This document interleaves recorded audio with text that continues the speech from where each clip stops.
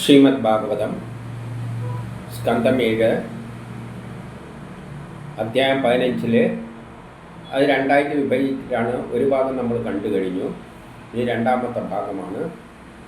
30ാമത്തെ മന്ത്രം മുതലാണ് ഇന്ന് തുടങ്ങുന്നത്. ഇത് ഗൃഹസ്ഥാശ്രമികൾക്കുള്ള നിർദ്ദേശമാണ്. ബ്രഹ്മസാക്ഷാത്കാരത്തിന് എങ്ങനെ, അതായത് മുക്തി ലഭിക്കണമെങ്കിൽ ഗൃഹസ്ഥാശ്രമികൾ കർമ്മങ്ങളെല്ലാം ചെയ്യണം. പക്ഷെ എങ്ങനെ ചെയ്യണമെന്നുള്ള, അതായത് മോക്ഷം ലഭിക്കത്തക്കവണ്ണം എങ്ങനെ അവരുടെ ഗൃഹസ്ഥാശ്രമ ജീവിതം നയിക്കണം എന്നതാണ് നമ്മൾ ഇതിലൂടെ കണ്ടുകൊണ്ടിരിക്കുന്നത്. അപ്പോൾ ഇനി തുടർന്ന് നമുക്ക് നോക്കാം. ഇനി 30 മനോനിഗ്രഹത്തിനായി ശ്രമിക്കുന്നവരെന്ത് വേണം? കുടുംബത്തെ വിട്ടവരാണ്. ആദ്യം കുടുംബത്തെ എടുത്ത് ദൂരെ കളയണം. ആരിൽ നിന്നും ഒന്നും സ്വീകരിക്കാത്തവനും, ആരും ഒന്നും കൊടുത്താലൊന്നും സ്വീകരിക്കാൻ പാടില്ല. ഒറ്റക്ക് ഏകാഗിയായി വിജനസ്ഥലത്ത്, ആളൊന്നും ഇല്ലാത്ത സ്ഥലത്ത് പാർക്കണം. ഭിക്ഷാടനത്തിലൂടെ മിതമായി ഭക്ഷണം കഴിക്കുന്നവരും ആകണം. അപ്പം സന്യാസത്തിലേക്ക് തിരിയുന്നവർ ഇതെല്ലാം ചെയ്യണം. മിതമായ ഭക്ഷണം, ഭിക്ഷ ചോദിച്ചിട്ട് ആരോടെങ്കിലും ചോദിച്ചിട്ട് കിട്ടുന്ന വാങ്ങി കഴിക്കണം. 31 അവൻ സമതലമായ സ്ഥലത്തിൽ ഇരുപ്പുറപ്പിച്ച്, ഏതെങ്കിലും നിരപ്പായ ഒരു സ്ഥലത്ത് ഉറപ്പിച്ച് നല്ല സുഖമായിട്ട് സ്ഥിരമായിട്ട് ഇരുന്നിട്ട് ഓം എന്ന് ജപിച്ചുകൊണ്ടേയിരിക്കണം. എപ്പോഴും ഓം എന്ന് ജപിച്ചുകൊണ്ടേയിരിക്കണം. ഇനി 32 മനസ്സ് വിഷയങ്ങളെ വിട്ടുകളയണം. ലോകകാര്യങ്ങളൊന്നും ശ്രദ്ധ വരും. വീട്ടിലുള്ള കാര്യമോ മറ്റേ എന്തെങ്കിലും കാര്യമോ അതൊന്നും ചിന്തിച്ചുകൂടാ. സ്വന്തം മൂക്കിൻ്റെ അറ്റത്ത് ദൃഷ്ടി ഉറപ്പിക്കണം. കണ്ണടച്ചിട്ട് മൂക്കിൻ്റെ അറ്റത്ത് ദൃഷ്ടി ഉറപ്പിച്ചുകൊണ്ട് പൂരകം, കുംഭകം, രേചകം എന്നീ പ്രാണായാമങ്ങൾ ചെയ്യണം. പൂരകം, രേപകം, കുംഭകം, രേപകം എന്ന് പറഞ്ഞാൽ ശ്വാസം വലിക്കുന്നതിനും പിടിച്ചു വെക്കുന്നതിനും വിടുന്നതിനും ഒരു ക്രമമുണ്ട്. അത് ബ്രീത്തിങ് എക്സസൈസിൻ്റെ ഭാഗമാണ്, യോഗയിലെല്ലാം വരുന്നതാണ്. ആ ക്രമത്തിൽ ശ്വാസോച്ഛ്വാസം ചെയ്യണം. അങ്ങനെ ശ്വാസോച്ഛ്വാസനം ചെയ്യുമ്പോൾ അതിലൂടെ പ്രാണൻ, അപാനൻ മുതലായ വായുക്കളെ ഒതുക്കി നിർത്തണം. അവയെ കൺട്രോൾ ചെയ്യാൻ പറ്റും. നമ്മുടെ ശരീരത്തിൽ നാഡികളിലൂടെ ഒഴുകുന്ന സിഗ്നൽ സിസ്റ്റത്തെ, വായുവിനെ നമുക്ക് എന്ത് ചെയ്യാൻ പറ്റും? ഈ ബ്രീത്തിങ് എക്സസൈസിലൂടെ കൺട്രോൾ ചെയ്യുക. എന്നിട്ട് 33 പലയിടത്തും വിഷലിപ്തമായി ചലിക്കുന്ന മനസ്സിനെ, നമ്മുടെ മനസ്സ് എപ്പോഴും എന്ത് ചെയ്യാണ്? പലയിടത്തും ഇങ്ങനെ കറങ്ങി നടക്കുകയാണ്. ഒരു മിനിറ്റിൽ തന്നെ അമേരിക്കയിലും പോകും, എവിടെയും പോകും. അങ്ങനെയുള്ള മനസ്സിനെ അവിടെ നിന്നും തിരിച്ചു വിളിച്ചു കൊണ്ടുവരണം.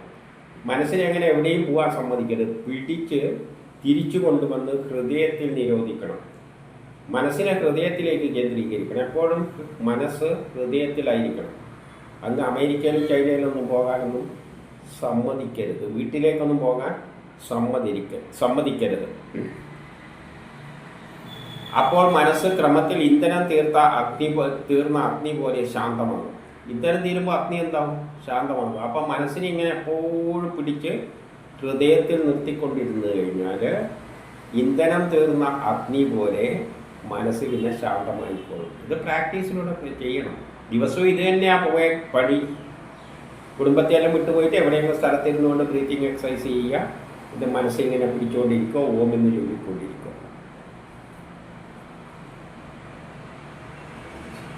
35 കാമാദികളാൽ അടക്കപ്പെട്ട ശാന്തമായ മനസ്സ് ബ്രഹ്മാനന്ദത്തെ സ്പർശിച്ചാൽ മനസ്സ് അപ്പോൾ എന്താവും? ഒരു നല്ല ബ്രഹ്മത്തിലേക്ക് ലയിക്കുമ്പോഴുള്ള ഒരു ആനന്ദമായ, കാരണം ഒരു ടെൻഷനെല്ലാം പോകുമ്പോൾ മനസ്സെന്താവും? നല്ല സന്തോഷത്തിലേക്ക് എത്തും. അതാണ് ബ്രഹ്മാനന്ദത്തിൽ സ്പർശിക്കുമ്പോൾ പിന്നെ പ്രവൃത്തിയിലേക്ക് തിരിച്ചു വരില്ല. പിന്നെ അവനൊരിക്കലും ജോലി ചെയ്യണം എന്നുള്ള ചിന്തയേ ഉണ്ടാവില്ല. എല്ലാം അവനിൽ നിന്ന് ഇല്ലാതാകും. 36 ധർമാർത്ഥ കാമങ്ങളെ വിജയിച്ച സന്യാസി ഒരിക്കലത് സംഭവിച്ചു കഴിഞ്ഞാൽ ധർമാർത്ഥ കാമങ്ങളെല്ലാം വിട്ട് അവൻ ഏകദേശം സന്യാസത്തിൻ്റെ ആ ഒരു സ്റ്റേജ് എത്തിക്കഴിഞ്ഞതിന് ശേഷം അവിടെ നിന്ന് മാറി തിരിച്ചു വരികയാണെങ്കിൽ പിന്നെയും വീട്ടുകാരെ കുറേ കാലം അങ്ങനെ ഇരുന്ന നല്ല ശാന്തത കിട്ടിയിട്ട് ഒരു നിമിഷത്തിൽ തോന്നിയാണ് അയ്യയ്യേ ശരിയാവില്ല, വീട്ടിലെ കാര്യമെല്ലാം നോക്കണം എന്ന് പറഞ്ഞ് തിരിച്ച് ഭൗതിക ലോകത്തിൽ വരുന്നത് ഛർദ്ദിച്ച കവം വാരി തിന്നുന്നതിന് സമാനമാണ്. നമ്മൾ ഛർദ്ദിച്ചിട്ട് ആ സാധനം വാരി തിന്നതിന് സമാനമാണ്. അതായത് പിന്നെ വീട്ടിലേക്ക് വന്നുകൂടാ, ഇത് ഭൗതിക ലോകത്തിലേക്ക് വന്നില്ല. അപ്പം സന്യാസത്തിൽ പോയവരെ തിരിച്ചു വന്ന് ഇവിടെ പ്രഭാഷണം നടത്തുന്ന പരിപാടിയൊന്നും ഇല്ല. 37 ശരീരത്തെ മൃത്യുഗ്രസ്തമായും, ഈ ശരീരം എന്ന് പറഞ്ഞാൽ മരിച്ചു പോകുന്നതാണ്, പുഴുവോ ചാമ്പലോ മറ്റോ ആകുന്നതുമാണെന്ന് വിചാരിച്ച് നടന്ന, അങ്ങനെ ആത്മാവെന്ന എല്ലാം ആത്മാവാണ് എന്ന് ധരിച്ച ഒരാൾ പിന്നെ ആത്മാവിനെ, ഈ ശരീരത്തെ ആത്മാവായിക്കൊണ്ട് തിരിച്ചു വരികയാണെങ്കിൽ എല്ലാ ആത്മാവാണ്, ഈ ശരീരത്തിലൊന്നും ഒരു താല്പര്യമില്ലാന്ന് കളഞ്ഞ് ചിന്തിച്ചു പോയിട്ട് കുറേ കാലമല്ല ശരീരം തന്നെ വേണമെന്നും പറഞ്ഞ് തിരിച്ചിങ്ങോട്ടേക്ക് വരികയാണെങ്കിൽ അവൻ നിന്ദ്യനാണ് എന്ന് പറയുകയാണ്, നിന്ദിക്കപ്പെടേണ്ടവനാണ്. 38-39 എന്നാൽ അതേസമയം പറയുന്നത് ഗൃഹസ്ഥാശ്രമിയുടെ കർമ്മപരിത്യാഗം. ഗൃഹസ്ഥാശ്രമ ധർമ്മം ചെയ്യുക എന്ന് പറഞ്ഞാൽ കുടുംബം പോയിട്ട് വരുന്ന സമയത്ത്, ആ സമയത്ത് കർമ്മം ത്യജിക്കുക, ജോലി ത്യജിക്കുന്നത് ശരിയല്ല. ബ്രഹ്മചാരിയുടെ ഗുരുകുലവാസാദി വ്രതപരിത്യാഗം. ബ്രഹ്മചാരി ഗുരുകുലത്തിൽ പാലിക്കേണ്ട ചില കാര്യങ്ങളുണ്ട്, അതിനെ ത്യജിക്കുന്നത്. വാനപ്രസ്ഥം സ്വീകരിച്ചവൻ്റെ ഗ്രാമജീവിതം. വാനപ്രസ്ഥം കാട്ടിലേക്കെല്ലാം പോയതിൻ്റെ ചേട്ടൻ പിന്നെ ഒന്ന് നാട്ടിൽ തന്നെ കുറച്ച് താമസിക്കാമെന്ന് പറഞ്ഞ് തിരിച്ചു വരവ് എന്നിവ അപലപനീയമാണ്. അതൊന്നും അംഗീകരിച്ചു കൊടുക്കരുത്. കാരണം ആശ്രമധർമ്മം ഉപേക്ഷിക്കുന്നവൻ ഓരോ ആശ്രമത്തിലും ചെയ്യേണ്ട കർമ്മമുണ്ട്. പഠിക്കുന്ന കാലത്ത് പഠിക്കണം. ആശ്രമം എന്ന് പറഞ്ഞാൽ നമ്മൾ മറ്റേതായിട്ട് മനസ്സിലേക്ക് പോകരുത്. ആശ്രമം എന്ന് പറയുമ്പോൾ തന്നെ അവിടെ പോയിട്ട് അവിടെ എന്തെങ്കിലും കാട്ടിക്കൂട്ടുന്ന കാര്യം, അതല്ല ആശ്രമം. പഠിക്കുന്ന കാലത്ത് പഠിക്കുന്ന കാര്യം, കുടുംബം പോറ്റേണ്ട സമയത്ത് കുടുംബം പോറ്റുന്ന കാര്യങ്ങൾ ചെയ്യണം. വാനപ്രസ്ഥത്തിൽ പോകുമ്പോൾ അത്തരത്തിൽ പോകണം, സന്യാസത്തിൽ പോകുമ്പോൾ അത്തരത്തിൽ പോകണം. അത് ഉപേക്ഷിക്കുന്നവൻ ആശ്രമധർമ്മം വേഷം കൊണ്ട് അനുകരിക്കുന്നവൻ മാത്രമാണ്. വേഷം കൊണ്ടൊരു വിദ്യാർത്ഥിയായിട്ട് നടക്കും, കാണുമ്പോൾ വിദ്യാർത്ഥിയായിട്ട് ഉടുപ്പല്ലോട്ടിട്ടുണ്ട്, പക്ഷേ പഠിക്കാനൊന്നുമല്ല പോകുന്നത്. കുടുംബം പോറ്റേണ്ടവൻ കറങ്ങി അടയ്ക്ക് ഒന്നും പോകുന്നില്ല. അതുവരെ സന്യാസിയായിരിക്കുന്നവന് സന്യാസത്തിലൊന്നും താല്പര്യമൊന്നുമില്ല, പക്ഷേ കാവ്യ വസ്തുവെല്ലാം ഒരു അങ്ങ് നടക്കും, ഞാൻ സന്യാസിയാണ് എന്ന് പറഞ്ഞു. ഇതെല്ലാം ഒരു തരം വേഷമനുകരിക്കൽ മാത്രമാണ്.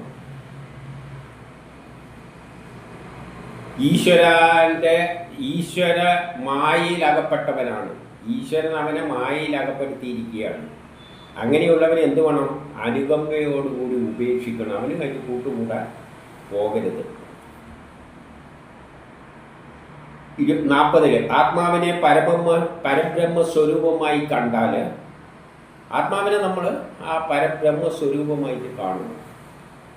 ആ അറിവിനാൽ തന്നെ കർമ്മങ്ങളെല്ലാം വേറിട്ട് പോകും. അങ്ങനെ ഒരവസ്ഥയിലെത്തുമ്പോൾ പിന്നെ നമുക്ക് കർമ്മം ചെയ്യാൻ തോന്നില്ല. ഒരു കർമ്മവുമില്ല, കുടുംബമായിട്ട് ഒരു ബന്ധവുമില്ല, ഒരു കർമ്മങ്ങളും ചെയ്യാനില്ല. പിന്നെ ബ്രഹ്മത്തിൽ ലയിക്കുവാൻ വേണ്ടിയിട്ട് പോവുക. പിന്നെ അവൻ ഏത് കാരണത്തിന് വേണ്ടിയിട്ടാണ് പിന്നെ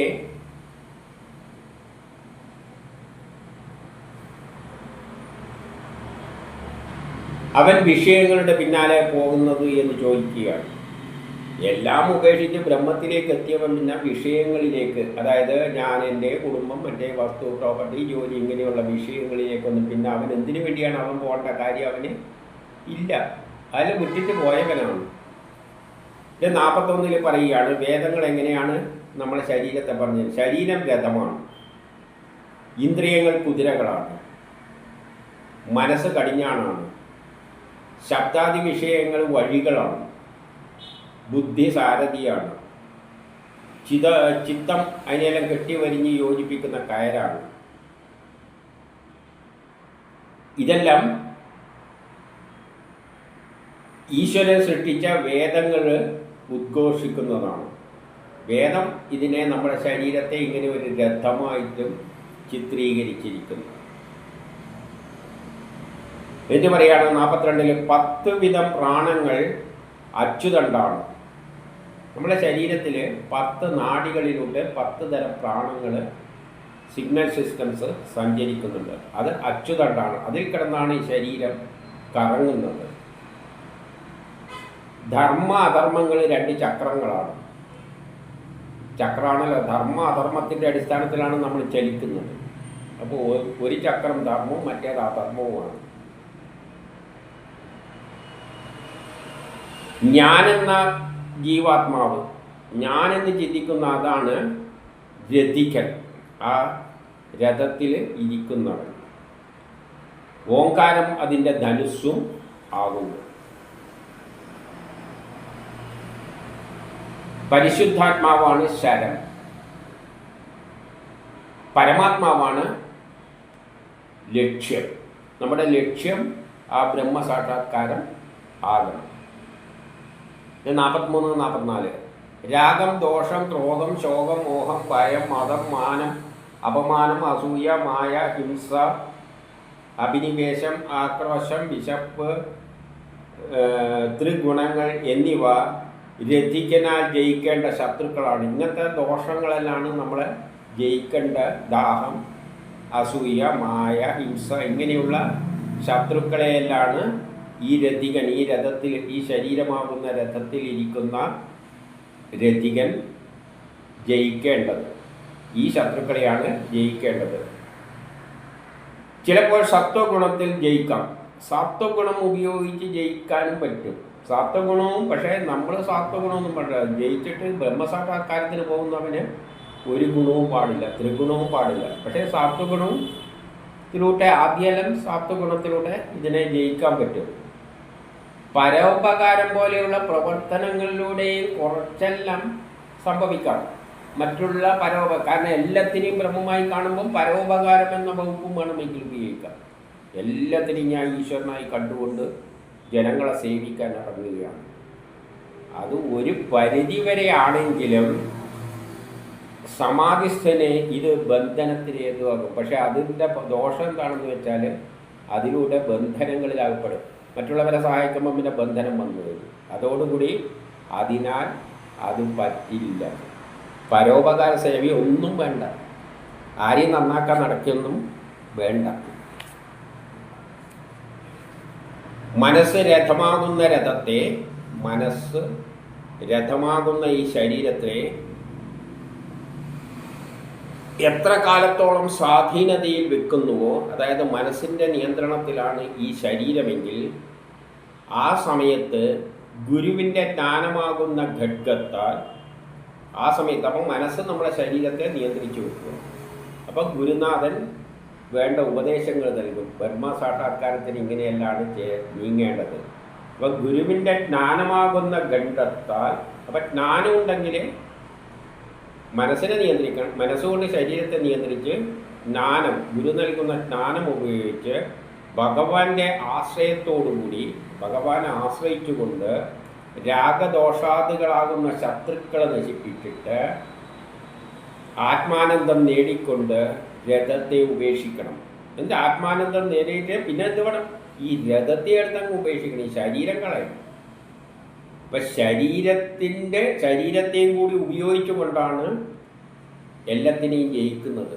മനസ്സിനെ വിചാരങ്ങളെല്ലാം ഈ ശരീരം ഉപയോഗിച്ചുകൊണ്ടാണ് ജയിക്കുന്നത്. മനസ്സും ശരീരത്തിൽ നിന്നാണല്ലോ മനസ്സ് വരുന്നത്. അപ്പോൾ മനസ്സെല്ലാം ഉപയോഗിച്ചുകൊണ്ട്, ശരീരത്തിൽ നിന്ന് ഉത്ഭവിക്കുന്ന മനസ്സെല്ലാം ഉപയോഗിച്ചുകൊണ്ട് ശത്രുവിനെ ജയിച്ചു കഴിഞ്ഞതിൻ്റെ ശേഷം ബ്രഹ്മസാക്ഷാത്കാരത്തിൻ്റെ ആ അവസ്ഥയിലെത്തുമ്പോൾ പിന്നെ ഈ ശരീരത്തെയും കളയണം. ഇല്ലെങ്കിൽ അബദ്ധം പറ്റുന്ന രഥികനെ 46 അല്ലെങ്കിൽ എന്ത് പറ്റും? ചിലപ്പോൾ അബദ്ധം പറ്റിപ്പോവും. ദുഷ്പ്രവണത, ഇന്ദ്രിയങ്ങൾ, നമ്മളെ ഇന്ദ്രിയങ്ങൾ എന്ത് ചെയ്യും? ഇന്ദ്രിയാദികളായ അശ്വങ്ങളും ബുദ്ധിയാകുന്ന സാരഥിയും എന്ത് ചെയ്യും? പിഴച്ച വഴിയിലേക്ക് നയിക്കും. അപ്പം ജയിച്ചു കഴിഞ്ഞാൽ പിന്നെ ശരീരത്തെ ഉപേക്ഷിച്ചോളണം. ശരീരത്തെ ഉപേക്ഷിച്ചില്ല ഈ കണ്ണും കാണുമല്ല എന്തെങ്കിലും കാണുമ്പോൾ ചിലപ്പോൾ വികാരം കയറി ഉണ്ടായിക്കളയും. അപ്പം പിന്നെ നമ്മൾ ഇതുവരെ ശ്രമിച്ചെല്ലാം പൊളിഞ്ഞു പോകും. അതുകൊണ്ട് അത് പിന്നെ ഇന്ദ്രിയങ്ങളും മനസ്സും ബുദ്ധിയെല്ലാം കൂടിയിട്ട് നമ്മളെ പിന്നെയും തിരിച്ച് വളരെ തെറ്റായ വഴിയിലേക്ക് ചെന്നെത്തിച്ചിട്ട് കള്ളന്മാരുടെ ഇടയിൽ കൊണ്ടുവിടും. പിന്നെ വീണ്ടും കള്ളന്മാരുടെ ഇടയിലാണ് കൊണ്ടുവിടുക. കൊള്ളക്കാർ ഈ രതികനെ ഭയങ്കരമായ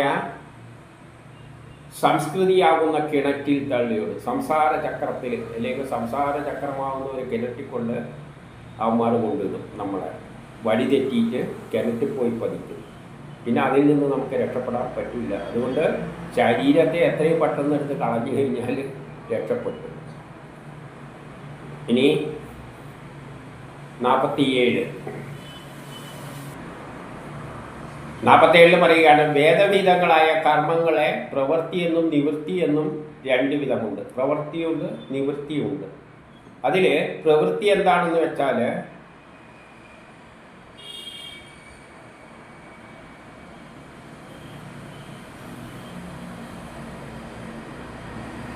പുരാവർത്തി ഉണ്ടാകും. പ്രവൃത്തി ചെയ്യുമ്പോൾ അതിൻ്റെ പുരാവർത്തി പിന്നെയും ചെയ്യേണ്ടതായിട്ട് വരും. ഒരു കർമ്മം ചെയ്യുമ്പോൾ അതിൻ്റെ തുടർച്ചയായിട്ട് അടുത്ത കർമ്മം ഇങ്ങനെ ചെയ്തു പോകുന്നതിനാണ് പ്രവൃത്തി എന്ന് പറയുന്നത്. നിവൃത്തിയാണെങ്കിൽ അത് ചെയ്താൽ മോക്ഷത്തിലേക്കാണ് എത്തുക. പ്രവൃത്തി എന്ന് പറഞ്ഞാൽ സാധാരണ ഭൗതികവാദികൾ ചെയ്യുന്നതാണ് പ്രവൃത്തി. നിവൃത്തി എന്ന് പറഞ്ഞാൽ അതിൽ നിന്ന് വിട്ട് ബ്രഹ്മത്തിലേക്ക് പോവുക. 48-49 ഹിംസാപ്രധാനമായ കർമ്മങ്ങൾ അഗ്നിഹോത്രം, ദർശനം, പൂർണ്ണമാസം, ചതുർമാസം, ഇങ്ങനെ ഗ്രഹങ്ങളുടെ ചലനമനുസരിച്ച് പല കർമ്മങ്ങളിൽ നമ്മൾ ഏർപ്പെടും. അങ്ങനെ മൂലായ ദ്രവ്യമായ കർമ്മത്തെ ഇഷ്ടം എന്ന പേരിൽ അറിയപ്പെടുന്നു. ദ്രവ്യമായിട്ട് ബന്ധപ്പെട്ട് ചെയ്യുന്ന കർമ്മങ്ങളെല്ലാം ഇഷ്ടം എന്ന പേരിൽ അറിയപ്പെടുന്നു. പിന്നെ ദേവസ്ഥാനം, ഉദ്യാനങ്ങൾ, കിണറുകൾ എന്നിവയുടെ നിർമ്മാണം, തണ്ണീർ തട നിർമ്മാണം മുതലായ ലോകോപകാരപ്രദമായ കർമ്മങ്ങളെ പൂർത്തം എന്ന പേരിലും അറിയപ്പെടുന്നു. ലോകത്തിന് ഉപകാരപ്രദമായ കർമ്മങ്ങളെല്ലാം ചെയ്യുന്നതിന് പൂർത്തം എന്ന് പറയുന്നു. കർമ്മങ്ങളെ രണ്ടായിട്ട് തിരിച്ചു പറയുകയാണ്. ഇതെല്ലാം പ്രവൃത്തി മാർഗങ്ങളായ വിഷയങ്ങളാണ്. അപ്പം പ്രവൃത്തി മാർഗങ്ങളായ കർമ്മങ്ങൾ എന്തെല്ലാണ്? വസ്തുക്കൾ ഉപയോഗിച്ചിട്ട് പലതരം ചോറും കറിയെല്ലാം ഉണ്ടാക്കുക, പ്രൊഡക്റ്റ് ഉണ്ടാക്കുക, TV ഉണ്ടാക്കുക, ഇതെല്ലാം ഒരു തരം. രണ്ടാമത്തേന്ന് പറഞ്ഞാൽ വീട്, റോഡ്, ഇങ്ങനെ ലോകത്തിന് ഉപകാരപ്രദമായ കുറേ കർമ്മങ്ങളെല്ലാം ചെയ്യുന്നു. ഇതെല്ലാം പ്രവൃത്തി മാർഗമാണ്. 50-51 യജ്ഞദ്രവ്യങ്ങളുടെ സൂക്ഷ്മമായ പരിണാമത്തിലൂടെ ജീവൻ വേറിട്ടു പോകുന്നു.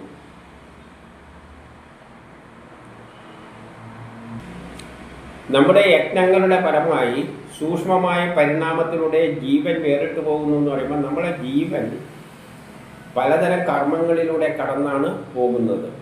അങ്ങനെ പോകുമ്പോൾ അത് ധൂമഗതിയായിട്ട് അത് രാത്രിയും കൃഷ്ണപടവും. രാത്രി സംഭവം, പകൽ ആക്റ്റീവാണ്, രാത്രി നീചമാണ്. ഇപ്പം രാത്രി ഒരാൾ ജീവൻ നഷ്ടപ്പെട്ടു പോവുകയാണെങ്കിൽ അതിലും നല്ലത് പകല് പോകുന്നതാണ്. കാരണം അതിന് പുരോഗതിയാണ്. രാത്രി പോകുന്നത് അധോഗതിയാണ്. കൃഷ്ണപക്ഷം, ശുക്ലപക്ഷമുണ്ട്, കൃഷ്ണപക്ഷം, ഇതെല്ലാം ജ്യോതിഷമായിട്ട് വേണം. ഉത്തരായണമുണ്ട്, ദക്ഷിണായനമുണ്ട്. അപ്പം രാത്രി, കൃഷ്ണപക്ഷം, ദക്ഷിണായ കാലത്ത് സഞ്ചാരപഥങ്ങളാവുകയാണെങ്കിൽ അതിനെ ചന്ദ്രലോകം, അങ്ങനെയാണ് ചന്ദ്രലോകത്ത്. ഇതെല്ലാം ചന്ദ്രലോകവുമായിട്ട് ബന്ധപ്പെട്ടതാണ്, ചന്ദ്രനുമായിട്ട് ബന്ധപ്പെട്ടതാണ്. അങ്ങനെ ഉണ്ടാകുമ്പോൾ എന്താ പറ്റുന്നത്? സസ്യലതാദികളായിട്ടെല്ലാം ജനിക്കുന്നത്. അങ്ങനെ മരിക്കുന്നവർ സസ്യങ്ങളായിട്ടും വള്ളികളായിട്ടെല്ലാം ജനിച്ചിട്ട് ജീവികൾ തിന്ന് ആഹാരമാക്കുന്നു.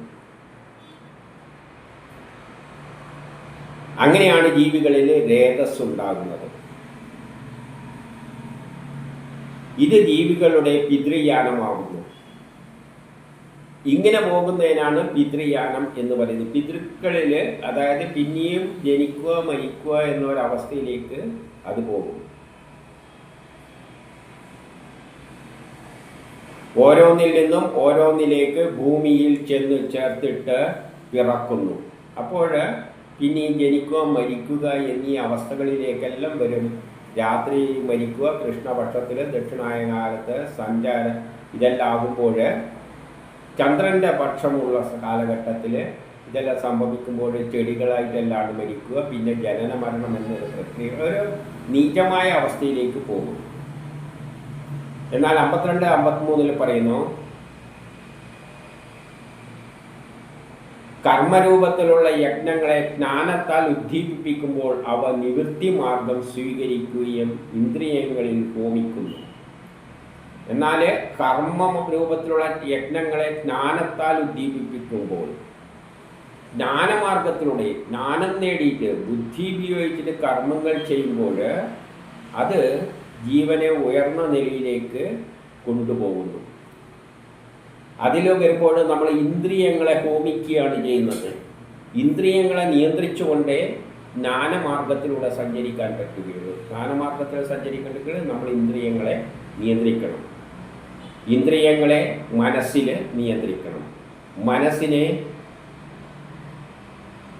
വേദവചനങ്ങളിൽ നിയന്ത്രിക്കണം. മനസ്സിനെ വേദങ്ങൾ പഠിച്ചു കഴിഞ്ഞാലേ മനസ്സിനെ കൊണ്ട് നിയന്ത്രിക്കാൻ പറ്റുകയുള്ളൂ. വചനത്തെ ഓംകാരത്തിലും, ഓംകാരത്തെ ബിന്ദുവിലും, അതിനെ നാദത്തിലും, അതിനെ പ്രാണനിലും, പ്രാണത്തിനെ ബ്രഹ്മത്തിലും ലയിപ്പിക്കുന്നു. അങ്ങനെ മനസ്സിനെ ഇന്ദ്രിയങ്ങളെല്ലാം നിയന്ത്രിച്ചിട്ട് നമുക്ക് ബ്രഹ്മസാക്ഷാത്കാരത്തിലേക്ക് പോകുന്ന വഴിയിലേക്കും പോകാം. അപ്പോൾ ജ്ഞാനമാർഗത്തിലൂടെ മറ്റേതാണെങ്കിൽ അത് ദിവസം ഭരിക്കുന്ന ദിവസങ്ങളെല്ലായിട്ട് അതിന് ബന്ധമുണ്ട്.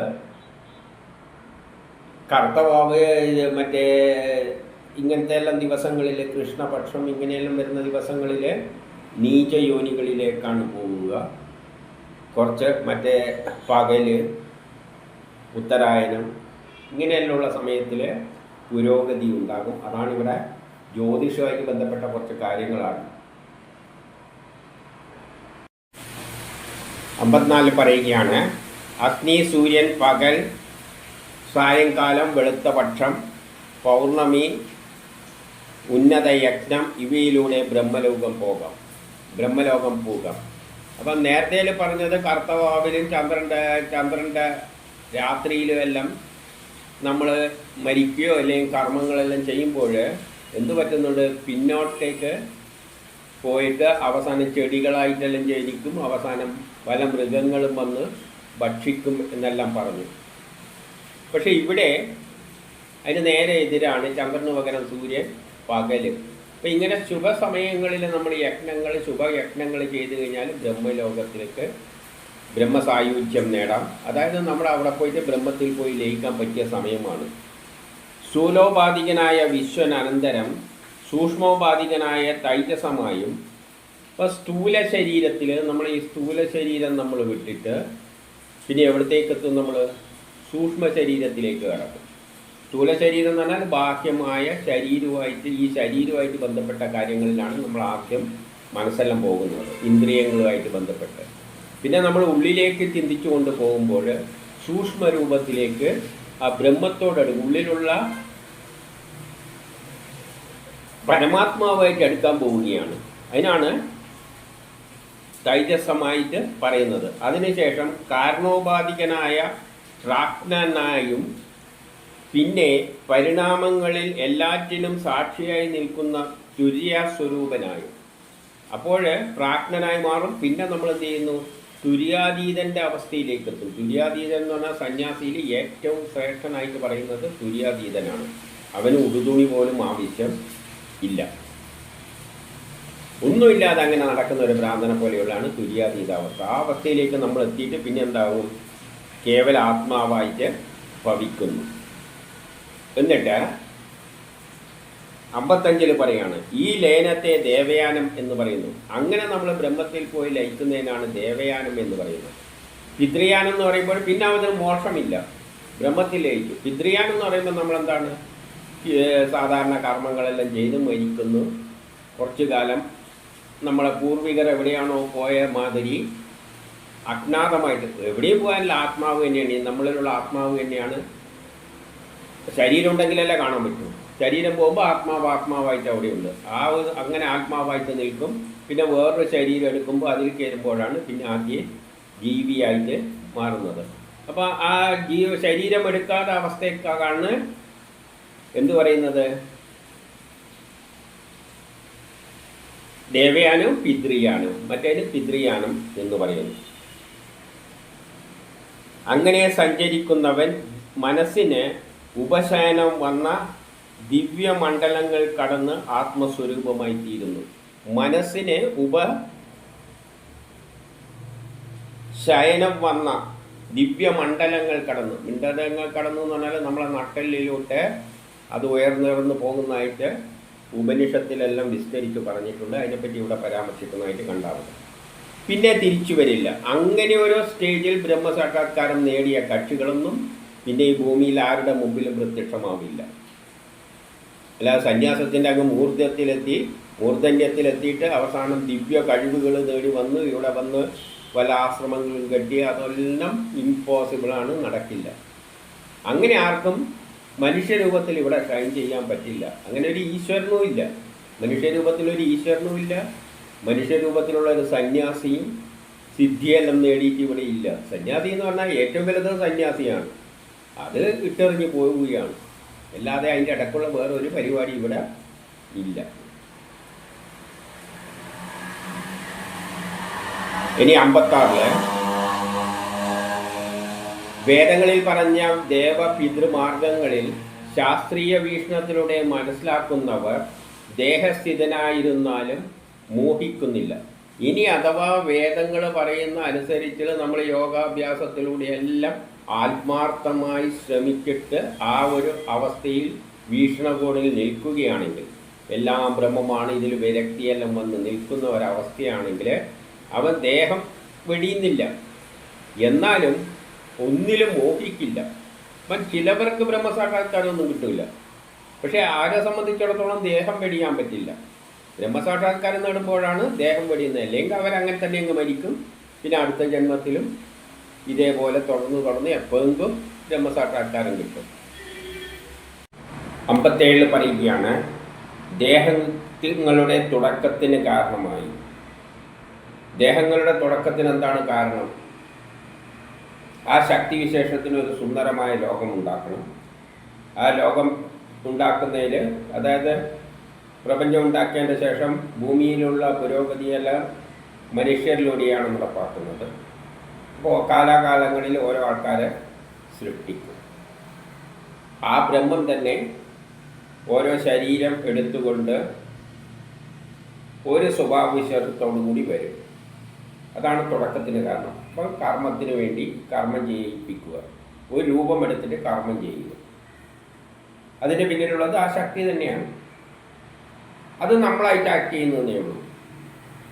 ഒടുക്കത്തിൽ അവധിയായും, ഒടുക്കത്തിലെത്തുമ്പോൾ കർമ്മം തീർന്നു കഴിയുമ്പോൾ അവധിയിൽ പ്രവേശിക്കും. ശരീരം എടുത്ത് ദൂരെ കളയും. എന്നിട്ട് ആത്മാവാണ് ശരീരം എടുത്തിട്ട് നമ്മളായിട്ട് വരുന്നത്.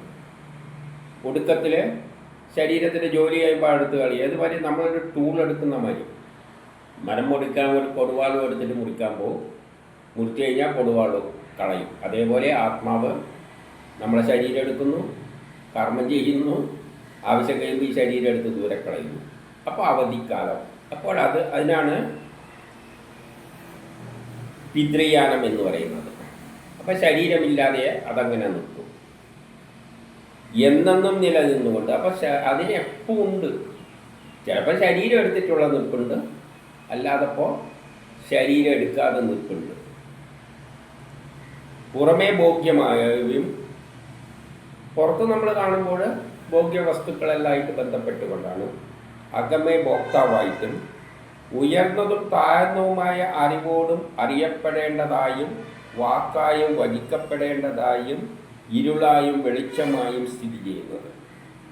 അപ്പോൾ ഉയർന്ന നിലയിലുള്ള ജ്ഞാനമായും ചിലപ്പോൾ അത് വരും, താഴ്ന്ന നിലയിലുള്ളതായിട്ടും വരും. ഉയർന്ന നിലയിലുള്ള ജീവികളായിട്ടും വരും, താഴ്ന്ന നിലയിലുള്ള ജീവികളായിട്ടും വരും. അത് വരുന്നത് ഇന്നൊന്നുമില്ല. പിന്നെയോ അറിവായും അറിയപ്പെടേണ്ടതായും, അറിവിലൂടെ അറിയപ്പെടേണ്ടത്. എന്താണ് അറിയപ്പെടേണ്ടത്? നമ്മൾ ജ്ഞാനത്തിലൂടെ അതിനെയാണ് മനസ്സിലാക്കേണ്ടത്. വാക്കായും വാക്കുകളിലൂടെയാണ് നമ്മളതിനെ വ്യാഖ്യാനിക്കുന്നത്. ആ ബ്രഹ്മത്തെ വേദങ്ങളിലൂടെയാണ് വ്യാഖ്യാനിച്ചു തരുന്നത്, വാക്കിലൂടെയാണ് നമ്മൾ വ്യാഖ്യാനിച്ചു തരുന്നത്. അല്ലാതെ അതിനെ കാണാനും കേൾക്കാനൊന്നും പറ്റില്ല. ഇരുളും വെളിച്ചവുമായും. ഇവിടെ എന്ത് ഇരുളുണ്ടെങ്കിലും വെളിച്ചമുണ്ടെങ്കിലും അതിൻ്റെ എല്ലാം പിന്നിലുള്ളത് ആ ശക്തിവിശേഷമാണ്. സ്ഥിതി ചെയ്യുന്നത് ഈ ജ്ഞാനനിഷ്ഠൻ തന്നെ. അതായത് ആ ശക്തിവിശേഷമാണ്, ആ ശ്രീഹരി തന്നെയാണ്. അതേസമയം ആ ശ്രീഹരി നമ്മളായിട്ടും പ്രമോദ് എന്ന രൂപത്തിലും വരികയാണ്. ഒരു ശരീരം എടുത്തുമ്പോൾ അതിന് ഒരു പേര് സ്വീകരിക്കും, ഇത് പ്രമോദാണ് എന്ന നിലയിൽ. ശരീരം കളയുമ്പോൾ അതും തീർന്നു. പക്ഷെ അത് തന്നെയാണ് ഇപ്പം നമ്മളൊരു നാടകത്തിൽ വേഷം കെട്ടുന്നവരെയാണ്. നാടകത്തിന് മുമ്പിൽ പ്രമോദാണ്. പക്ഷേ നാടകത്തിൽ ചേരുമ്പോൾ കഥയ്ക്ക് യോജിച്ച ഒരു വേഷവും, ഇപ്പം രാജാവിൻ്റെ വേഷമാണെങ്കിൽ ഒരു തൊപ്പിയെല്ലാം വെച്ച് കിരീടമെല്ലാം വെച്ചിട്ടാണ് വരിക. അത് കഴിഞ്ഞിറങ്ങുമ്പോൾ പഴയ അവസ്ഥയിൽ തന്നെ എത്തും. ആ രൂപത്തിൽ അതെല്ലാം ആത്മാവ് തന്നെയാണ്. പക്ഷെ ഇവിടെ വരുമ്പോൾ ശരീരം എടുക്കുമ്പോൾ അത് പല ജീവജാലങ്ങളുടെ പേരിൽ വരുന്നു. ഇനി 58. യുക്തിവിരോധത്താൽ ബാധിക്കപ്പെട്ടവന് ശരിയായ യുക്തിയിലൂടെ ഈ സത്യം മനസ്സിലാക്കാൻ പറ്റാത്ത അവസ്ഥയുള്ളവന്, അതായത് സാധാരണ ഭൂരിപക്ഷം വരുന്ന ജനത്തിനൊന്നും ഇത് പറഞ്ഞാൽ മനസ്സിലാവില്ല. അങ്ങനെയുള്ളവന് പ്രതിബിംബം വാസ്തവമായി തോന്നുന്ന പോലെ. ഇപ്പം വെള്ളത്തിൽ നോക്കുമ്പോൾ വെള്ളത്തിലൊരു ആനേൻ്റെ പ്രതിബിംബം കണ്ടു കഴിഞ്ഞാൽ അത് ആനയാണെന്ന് ധരിക്കുന്നത് പോലെ അത് മണ്ടത്തരമാണ്. അതുപോലെ ഇന്ദ്രിയഗവ്യമായതെല്ലാം പരമാത്മാവായി തെറ്റിദ്ധരിക്കും. അങ്ങനെയുള്ള വ്യക്തികൾ സാധാരണ ജനങ്ങൾ കാണുന്നതല്ല ഈശ്വരനായിട്ട്, ഇന്ദ്രിയങ്ങളെ കൊണ്ട് കാണാൻ പറ്റുന്നതല്ല ഈശ്വരനായിട്ട് ധരിക്കും. ഉദാഹരണമായിട്ട് ഒരു ബിംബം കൊടുത്തിട്ട് ഇത് ഈശ്വരനാണെന്ന് പറഞ്ഞു കഴിഞ്ഞാൽ ആ ശരി ഇത് ഈശ്വരനാണ്, ഇന്ന രൂപമുള്ള ഈശ്വരനാണ് എന്നല്ല വിചാരിക്കും. എന്തുകൊണ്ട്? അതുകൊണ്ടാണ് കഴിഞ്ഞതിൽ പറഞ്ഞത് അവർക്ക് ബിംബമെല്ലാം ഉണ്ടാക്കി കൊടുത്തിട്ട് നിങ്ങൾ ഒരു രൂപത്തിൽ ഉണ്ടാക്കിയെടുത്തോ എന്നിട്ട് ആരാധിച്ചു. കാരണം അവർക്കതേ പറ്റുള്ളൂ. കാരണം ഇന്ദ്രിയങ്ങളിൽ കാണാം രൂപമുണ്ട്, ആ രൂപമുണ്ട്, ആരുടെ രൂപമുണ്ട്, ഇന്ന ദൈവത്തിൻ്റെ രൂപമുണ്ട്, ആ ശരി അപ്പോൾ ഇത് ദൈവം തന്നെ, അത്രയേ ഉള്ളൂ അവർക്ക്. അതുകൊണ്ടാണ് അവർക്ക് വേണ്ടിയിട്ട് ദീർഘവീക്ഷണമുള്ള ഋഷികൾ അങ്ങനെ ബിംബാരാധനയെല്ലാം കൊണ്ട് വിട്ടുകൊടുത്തിരിക്കുന്നത്. പക്ഷേ അവിടെ ഒരു സത്യമുണ്ട്, ഋഷികൾ തെറ്റൊന്നും ചെയ്തിട്ടില്ല. ബുദ്ധി ഉപയോഗിച്ച് പറഞ്ഞു കഴിഞ്ഞാൽ ആ ബിംബത്തിലുള്ളതും ആര് തന്നെയാണ്? എല്ലാത്തിലും ഈശ്വരനുണ്ടെങ്കിൽ ആ ബിംബത്തിലുണ്ടല്ലോ. ആ നിലയിൽ ബിംബത്തെ ആരാധിക്കുന്നുണ്ടെങ്കിൽ അതിൻ്റെ അകത്തുള്ള ഈശ്വരനെ ആ നിലയിൽ കാണാൻ പറ്റുന്നില്ല എന്നേ ഉള്ളൂ. നമ്മൾ ബിംബത്തിൻ്റെ രൂപം നോക്കിയിട്ടുള്ള രൂപത്തിലാണ് മനസ്സിലാക്കുന്നത്. പക്ഷേ അതിൻ്റെ യഥാർത്ഥ ഈശ്വരന് രൂപവും ഭാവവും ഒന്നും ഇല്ല. ആ നിലയിലൊക്കെ ഒന്നും സാധാരണ ജനത്തിൽ പോകാൻ പറ്റില്ല. ഇനി 59. ലോകത്തിൽ ഭൂമി, ജലം, അഗ്നി, വായു, ആകാശം എന്നീ 5 ഭൂതങ്ങളുണ്ട്. അതായത് പഞ്ചഭൂതങ്ങളെ കൊണ്ടാണ് ഈ പ്രപഞ്ചമെല്ലാം ഉണ്ടാക്കിയിരിക്കുന്നത്. അത് നമുക്കറിയുന്നതാണ്, ആദ്യമായി പഠിച്ചതാണ്. ഈ ലോകത്തിലുള്ള വസ്തുക്കൾ ഒന്നിക്ക് കരമായിരിക്കാം, അല്ലെങ്കിൽ ദ്രവരൂപത്തിലായിരിക്കാം, അല്ലെങ്കിൽ വായു രൂപത്തിലായിരിക്കാം, അല്ലെങ്കിൽ ഊർജ രൂപത്തിലായിരിക്കാം, അല്ലെങ്കിൽ ബലങ്ങളെല്ലാം ഉള്ള ഗ്രഹങ്ങളുടെ അല്ലെങ്കിൽ ആകാശത്തിൻ്റെ രൂപത്തിൽ ആയിരിക്കാം. എന്നാൽ ആ ശരീരം അവയുടെ പ്രതിഫലനം, ഈ ശരീരമൊന്നും അവയുടെ പ്രതിഫലനമൊന്നുമല്ല. ഈ പഞ്ചഭൂതമാണ് ഈ ശരീരം എന്ന നിലയിലൊന്നും കണ്ടുകൊണ്ട് കാണരുത്. കാരണം ഇത് കട്ടയാണോ എന്ന് ചോദിച്ചാൽ ഇത് കട്ടയൊന്നുമല്ല. എന്നാൽ കട്ട ഉള്ളിലുണ്ടോ എന്ന് ചോദിച്ചാൽ കട്ട ഉള്ളിലുണ്ട്. അപ്പോൾ അതിൻ്റെ അതേ രൂപമൊന്നുമല്ല. ഇത് കുറേ മിക്സ്ഡ് എല്ലായിട്ടുള്ളൊരു വേറൊരു രൂപമട്ടിലാണ് ഇതുള്ളത്. സംയോജനമോ ഖരദ്രവ വാസ്തക സാധനങ്ങൾ സംയോജിപ്പിച്ചിട്ടല്ല ഇതുണ്ടാക്കിയിരിക്കുന്നത്. നമ്മളൊരു വീട് വെക്കുമ്പോൾ കല്ലും മരമെല്ലാം ചേർത്തിട്ടാണ് വീട്, മരം കട്ടില യോജിപ്പിച്ചതാണ്. അങ്ങനെ കരരൂപത്തിലുള്ളതും ജലരൂപത്തിലുള്ളതും അങ്ങനെ എടുത്തിട്ട് മിക്സ് ചെയ്തിട്ടുണ്ടാക്കിയ ഒരു സാധനമല്ല ഇത്. പരിവർത്തനമോ, ഇത് പരിവർത്തനത്തിലൂടെ ഉണ്ടായെന്നല്ല. കല്ല് പരിവർത്തനം ചെയ്തിട്ടോ ജലം പരിവർത്തനം ചെയ്തിട്ടോ ഒന്നും ഉണ്ടായ സാധനമൊന്നുമല്ല. പരിവർത്തനമോ അല്ല, പരിവർത്തനത്തിലൂടെ ഒന്നല്ല ഇതുണ്ടായിരിക്കുന്നത്. ശരീരവും അതിലെ ഘടകങ്ങളും വ്യത്യസ്തമോ സംയോജിതമോ അല്ല. അതിലെ ഘടകങ്ങൾ, ശരീരത്തിലുള്ള ഘടകങ്ങളൊന്നും വ്യത്യസ്തമോ സംയോജനമോ അല്ല. ശരീരത്തിലെ ഘടകങ്ങൾ എന്താണ്? ഈ നഖവും ഈ ഇറച്ചിയും തമ്മിൽ അത് വ്യത്യസ്തമായിട്ട് കാണരുത്. ഇപ്പം വീട്ടിൻ്റെ കാര്യത്തിലാണെങ്കിൽ കല്ലും കട്ടിലും രണ്ടും രണ്ട് തന്നെയാണ്. പക്ഷെ നമ്മളെ ശരീരത്തെ സംബന്ധിച്ചിടത്തോളം ഈ നഖവും ഈ ഇറച്ചിയും നമുക്ക് രണ്ടായിട്ട് തോന്നുന്നുണ്ടെങ്കിലും ഇത് ഒന്ന് തന്നെയാണ്.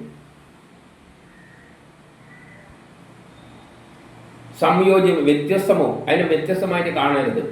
സംയോജിതമോ, ഇനി ഇതും രണ്ടെണ്ണം കൂടി ചേർന്നതുമല്ല.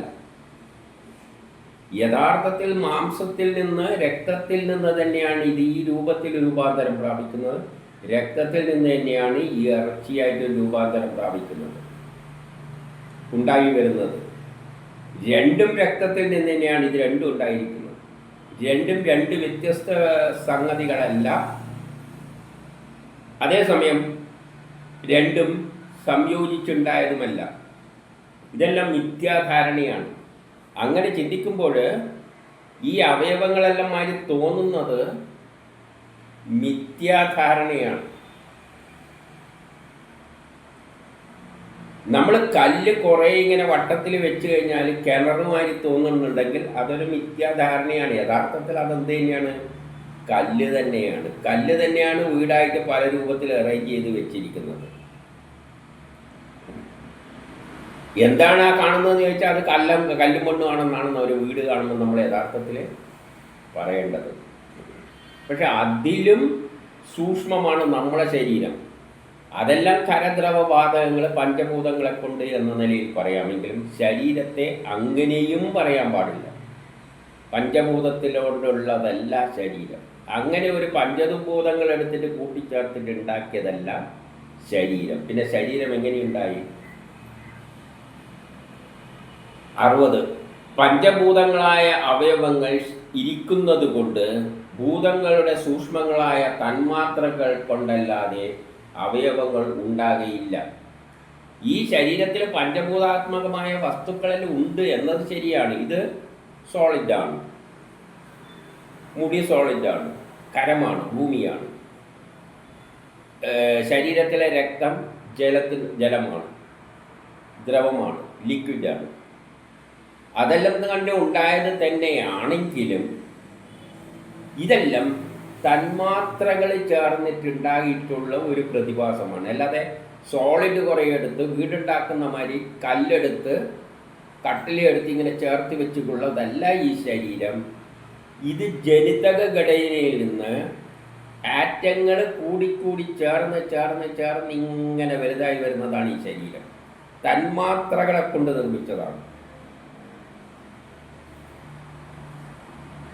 വീടുണ്ടാക്കുമ്പോൾ നമ്മൾ പലതും കൂട്ടിച്ചേർത്തിട്ടാണ് ഉണ്ടാക്കുന്നത്. പക്ഷേ ശരീരം ഉണ്ടാകുന്നത് അങ്ങനെ ഒരു കുറേ എല്ലാത്തിലുണ്ടാക്കി കൊണ്ടുവച്ചു ഇറച്ചി കുറച്ച് വേറെ എവിടെയും ഉണ്ടാക്കി കൊണ്ടുവന്നിട്ട് എനിക്കിനെ ഫിറ്റ് ചെയ്യുകയല്ല ചെയ്യുന്നത്. ജനിതക ഘടന എന്നതൊരു മോളിക്കുലാർ സ്ട്രക്ചറാണ്. കുറേ തന്മാത്രകൾ കൂടിച്ചേർത്തിട്ടുള്ളതാണ് മോളിക്കുലാർ സ്ട്രക്ചർ. ആ തന്മാത്രകൾ തന്നെ സ്പ്ലിറ്റ് ചെയ്ത് ഈ രൂപത്തിൽ അങ്ങ് ആയി മാറുകയാണ്. അപ്പോൾ ഒന്ന് ചിന്തിച്ചോളണം, എത്ര വലിയ ബയോളജിക്കലായിട്ടുള്ള ഒരു വ്യാഖ്യാനമാണ് ഇവർ നൽകുന്നത്. നമ്മൾ പഞ്ചഭൂതങ്ങളെ കൊണ്ട് നിർമ്മിച്ചാണെന്ന് വെക്കുമ്പോൾ നമ്മൾ വിചാരിക്കും കുറേ എല്ലാം ഒരുത്തിയിലുണ്ടാക്കി, കണ്ണൊരുത്തിയിലുണ്ടാക്കി, എല്ലാം ഓരോരുത്തിയിലുണ്ടാക്കിക്കൊണ്ട് അതിന് കൊണ്ടുപോയി ഫിറ്റ് ചെയ്ത് വെച്ചതാണ്. അങ്ങനെയല്ല. ജനിതകത്തിലുള്ള തന്മാത്രകൾ ഇങ്ങനെ വികസിച്ച് വലുതായി വന്നതാണ് ഈ ശരീരം. അപ്പോൾ ഇതെല്ലാം അതിൻ്റെ ഭാഗങ്ങളാണ്. ഒന്നും വേറെതായിട്ട് കാണാൻ പാടില്ല. എല്ലാം അതിൽ നിന്ന് രൂപാന്തരം പ്രാപിച്ചതായതുകൊണ്ട് അതിനെ വ്യത്യസ്തമായിട്ട്, അപ്പോൾ ഈ വിരലുകളെല്ലാം നമുക്ക് വിരലുകൾ വ്യത്യസ്തമായി തോന്നുന്നുണ്ടെങ്കിലും ഇതെല്ലാം തന്മാത്രകൾ വികസിച്ച് ഈ രൂപത്തിൽ അങ്ങ് വന്നേ ഉള്ളൂ. ഏതുപോലെ എന്നാൽ ഒരു ഗോതമ്പ് കുഴച്ച മാവുണ്ടെങ്കിൽ നമ്മൾ ഈ കൈ കൊണ്ട് ഒന്ന് അമർത്തി പിടിച്ചു കഴിഞ്ഞാൽ അതിൻ്റെ മേലെ ഇങ്ങനെ വിരകൾ മാറി വരും, വര വരും. മെല്ലനെ പിടിച്ചു കഴിഞ്ഞാൽ വലിയ വരയൊന്നും ഉണ്ടാവില്ല. പക്ഷേ രണ്ട് കണ്ടാലും ആളെന്തായിട്ടേ കാണുള്ളൂ, അത് ഗോതമ്പ് മാവാണ്. അല്ലാതെ ഇത് വിരലുള്ള ഗോതമ്പ് മാവ്, മറ്റേത് വിരളൊന്നും ഇല്ലാതെ ഗോതമ്പ്, അങ്ങനെ ചിന്തിക്കില്ല. അതാ പിടിക്കുന്നതനുസരിച്ച് അതങ്ങ് മാറി നിന്നേ ഉള്ളൂ. അതേപോലെ ഒരേ ജനിതഘടനയിൽ നിന്നുള്ള വസ്തുക്കൾ ഇങ്ങനെ വികസിച്ച് ഇങ്ങനെ കുറച്ച് വൃത്തിയിൽ കുറച്ച് തള്ളി നിൽക്കുന്നുണ്ട് എന്ന് വന്നതല്ലാതെ ഈ അവയവങ്ങളെ ഒന്നും വ്യത്യസ്തമായിട്ട് കാണരുത്. യഥാർത്ഥത്തിൽ ഈ അവയവങ്ങളൊന്നും ഇല്ല. ഗോതമ്പ് മാവില് അവയവമില്ല. നമ്മളിങ്ങനെ പിടിക്കുമ്പോൾ കൈൻ്റെ വിരലിൻ്റെ രൂപം അതിനകത്ത് വരുമല്ലോ, അതുകൊണ്ട് അതിന് അവയവമുണ്ട് എന്ന് പറയാൻ പറ്റും. ഇല്ല. അതുപോലെ തന്നെയാണ് ഇത് അവയവമെല്ലാം നമുക്ക് തോന്നുന്ന തോന്നലാണ്. അങ്ങനെ ആയതുകൊണ്ട് നമുക്ക് അത് കണ്ണാണ് മൂക്കാണ് ഇങ്ങനെയെല്ലാം തോന്നിയാണ്. പക്ഷേ ഒരേ ജനിതഘടന, ഇതൊരു കുറച്ച് സൂക്ഷ്മമായിട്ട് ചിന്തിച്ചാലേ മനസ്സിലാവുകയുള്ളൂ. അതുകൊണ്ട് ഇത് മിഥ്യാധാരണയാണ്. ഇതെല്ലാം അതങ്ങനെ രൂപ ബാധിച്ചുകൊണ്ട് പ്രമോദിൻ്റെ ഷേപ്പിൽ തോന്നുന്നു, മറ്റേതിന് അന്യമായി തോന്നുന്നു. ആ വളർച്ച അങ്ങനെ ആയിപ്പോയത് കൊണ്ട്. പക്ഷെ ഒരേ സാധനം തന്നെയാണ് വളരുന്നത്. ബ്രഹ്മം ഒന്നേ ഉള്ളൂ. ആ ബ്രഹ്മമാണ് പലതായിട്ട് പല സ്ഥലത്തായിട്ട് ഇങ്ങനെ വ്യാപിച്ച് വികസിച്ച് വരുന്നത്. ഒരു സമുദ്രത്തിൽ ഓരോ സ്ഥലത്ത് കുമ്പളയുണ്ടാകുന്നത് പോലെ എല്ലാ സമുദ്രം തന്നെയാണ്. അപ്പം ഈ ബ്രഹ്മം തന്നെയാണ് ഇങ്ങനെ തന്മാത്രകളായി വികസിച്ച് പ്രമോദിൻ്റെ ഒരു വേറൊരു സ്ഥലത്ത് അതേ ബ്രഹ്മം തന്നെ വികസിച്ചിട്ട് അവൻ്റെ ശത്രുവായിട്ടും വരും. ചിലയിടത്ത് പട്ടിയായിട്ട് വരും, പൂച്ചയായിട്ട് വരും. പക്ഷേ എല്ലാം വ്യത്യസ്തം കാണാൻ പാടില്ല. ശരീരത്തിലുള്ള അവയവങ്ങൾ പോലും വ്യത്യസ്തമല്ല. അത് മിഥ്യാബോധമാണ് എന്ന് പറയുകയാണ്. ഇനി 61 ഇതെല്ലാം കുറച്ച് കടന്നതായിപ്പോയി. ചിന്തിക്കുന്നവർക്ക് അതിൻ്റെ പ്രാധാന്യം മനസ്സിലാകും. ആ പ്രക്രിയ, ഉണ്ടായ പ്രക്രിയ, ബയോളജിക്കൽ ആ പ്രോസസ്സ് വളരെ വ്യക്തമായിട്ട് വിസ്തരിച്ച് തന്നിരിക്കുകയാണ്. പരമാത്മതത്വത്തിൽ ഭേദഭാവമില്ലെങ്കിലും പരമാത്മാവിനെ സംബന്ധിച്ചിടത്തോളം അതിന് ഭേദഭാവമൊന്നുമില്ല. ആ ഈശ്വരനെ സംബന്ധിച്ചിടത്തോളം ഒരു ഭേദവുമില്ല. പട്ടി, പൂച്ചയും, ബ്രാഹ്മണനും, ക്ഷത്രിയനും, ഹിന്ദു, മുസ്ലിം എല്ലാം ഒന്ന് തന്നെയാണ്. അതല്ല, അത് തന്നെ ഉണ്ടായതാണ്. പല രൂപത്തിൽ ഞാൻ പറഞ്ഞില്ല, ഓരോ ഉടുപ്പെടുത്തിടുമ്പോൾ ആ രൂപത്തിലായി മാറും. രാജാവിൻ്റെ ഉടുപ്പെടുത്തുമ്പോൾ രാജാവായി തോന്നും, കുചേലൻ്റെ ഉടുപ്പെടുത്തിടുമ്പോൾ അതേമാതിരി തോന്നും. അത്രയേ ഉള്ളൂ. ആ നിർഗുണമായ ബ്രഹ്മം ഓരോ ശരീരം എടുക്കുമ്പോൾ അതിന് ഓരോ രൂപം വരുന്നേ ഉള്ളൂ.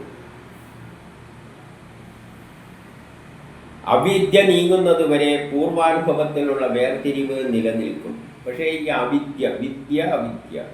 വിദ്യ എന്നതാണ് ഈ ബ്രഹ്മവും ആ ബ്രഹ്മത്തിൻ്റെ പരിവർത്തനത്തെയും പറ്റി പഠിക്കുന്ന സയൻസ്, പാരാസയൻസ്. അവിദ്യ എന്നത് ഐസക് ന്യൂട്ടനും എല്ലാം കണ്ടുപിടിച്ച, അല്ലെങ്കിൽ ആദ്യം തൊട്ടേ ആറ്റങ്ങളിൽ നിന്ന് എനർജിയിൽ നിന്നെല്ലാം തുടങ്ങി വരുന്ന ആ സയൻസ് ഉണ്ടല്ലോ, ശാസ്ത്രജ്ഞന്മാർ കണ്ടുപിടിച്ച, ബ്രാഹ്മണന്മാർ കണ്ടുപിടിച്ച, അത് അവിദ്യയാണ്. ആ അവിദ്യയിലാണ് നമ്മളുള്ളത്. അതാണ് മായയിൽ ബന്ധപ്പെട്ട് നമുക്കിതെല്ലാം പലതായിട്ട് തോന്നുന്നത്. അപ്പം ഈ അവിദ്യ മാറിയിട്ട്, അതായത് മോഡേൺ സയൻസിനെ എല്ലാം കളഞ്ഞിട്ട് അതിൻ്റെ അപ്പുറമുള്ള പരാസയൻസിലേക്ക് എത്തുമ്പോഴാണ് നമുക്ക് ഈ സംഗതികളെ മനസ്സിലാക്കുവാൻ പറ്റുകയുള്ളൂ. അതുവരെ ഈ വേർതിരിവെല്ലാം നിലനിൽക്കും. ആ കൈക്ക് വിരലുണ്ട്, ഇത് സുന്ദരമായ വിരൽ, ഇത് കൊള്ളൂല, ഇങ്ങനെയെല്ലാം തോന്നും. അല്ലെ, മനുഷ്യനെ പലതായിട്ട്. ഇതെല്ലാം ഒരു ബ്രഹ്മം തന്നെയാണ് ഉണ്ടായത്. എങ്ങനെ അതിനെ കളയണമെന്ന് ചോദിച്ചാൽ, സ്വപ്നത്തിൽ ജാഗ്രതയും സുഷുപ്തിയില്ല. മനുഷ്യൻ 3 അവസ്ഥയിലാണ് നിൽക്കുന്നത്: സ്വപ്നം, ജാഗ്രത, സുഷുപ്തി. സ്വപ്നത്തിൽ നിൽക്കുന്ന അവസരത്തിൽ നമ്മൾ സ്വപ്നത്തിലാണ് ജീവിക്കുന്നത്. അന്നേരം അതാണ് സത്യം. സ്വപ്നത്തിൽ നമുക്ക് ജാഗ്രതയും കാണുന്നില്ല, സുഷുപ്തിയും കാണുന്നില്ല. പക്ഷെ ജാഗ്രതയിൽ നിൽക്കുമ്പോൾ നമുക്ക് ഇത് രണ്ടെണ്ണം ഉണ്ട് എന്നറിയാം. പക്ഷെ സ്വപ്നത്തിൽ നിൽക്കുമ്പോൾ ജാഗ്രതയുമില്ല, സുഷുപ്തിയില്ല. ഇനി സുഷുപ്തിയിൽ നിൽക്കുമ്പോൾ ഇതൊന്നും തന്നെയില്ല. എന്താ ഉള്ളതെന്ന് പോലും ഒരു പിടിയില്ല. സുഷുപ്തി നല്ല ഗാഠനിദ്രയിൽ എന്താന്ന് പോലുള്ള വിചാരം ഇല്ല, ജ്ഞാനത ചിന്ത പോലും ഇല്ല. ഇതെല്ലാം മായയിലകപ്പെട്ടതായി കണ്ടുകൊണ്ട് ഇതെല്ലാം എടുത്ത് ദൂരെ കളയണം.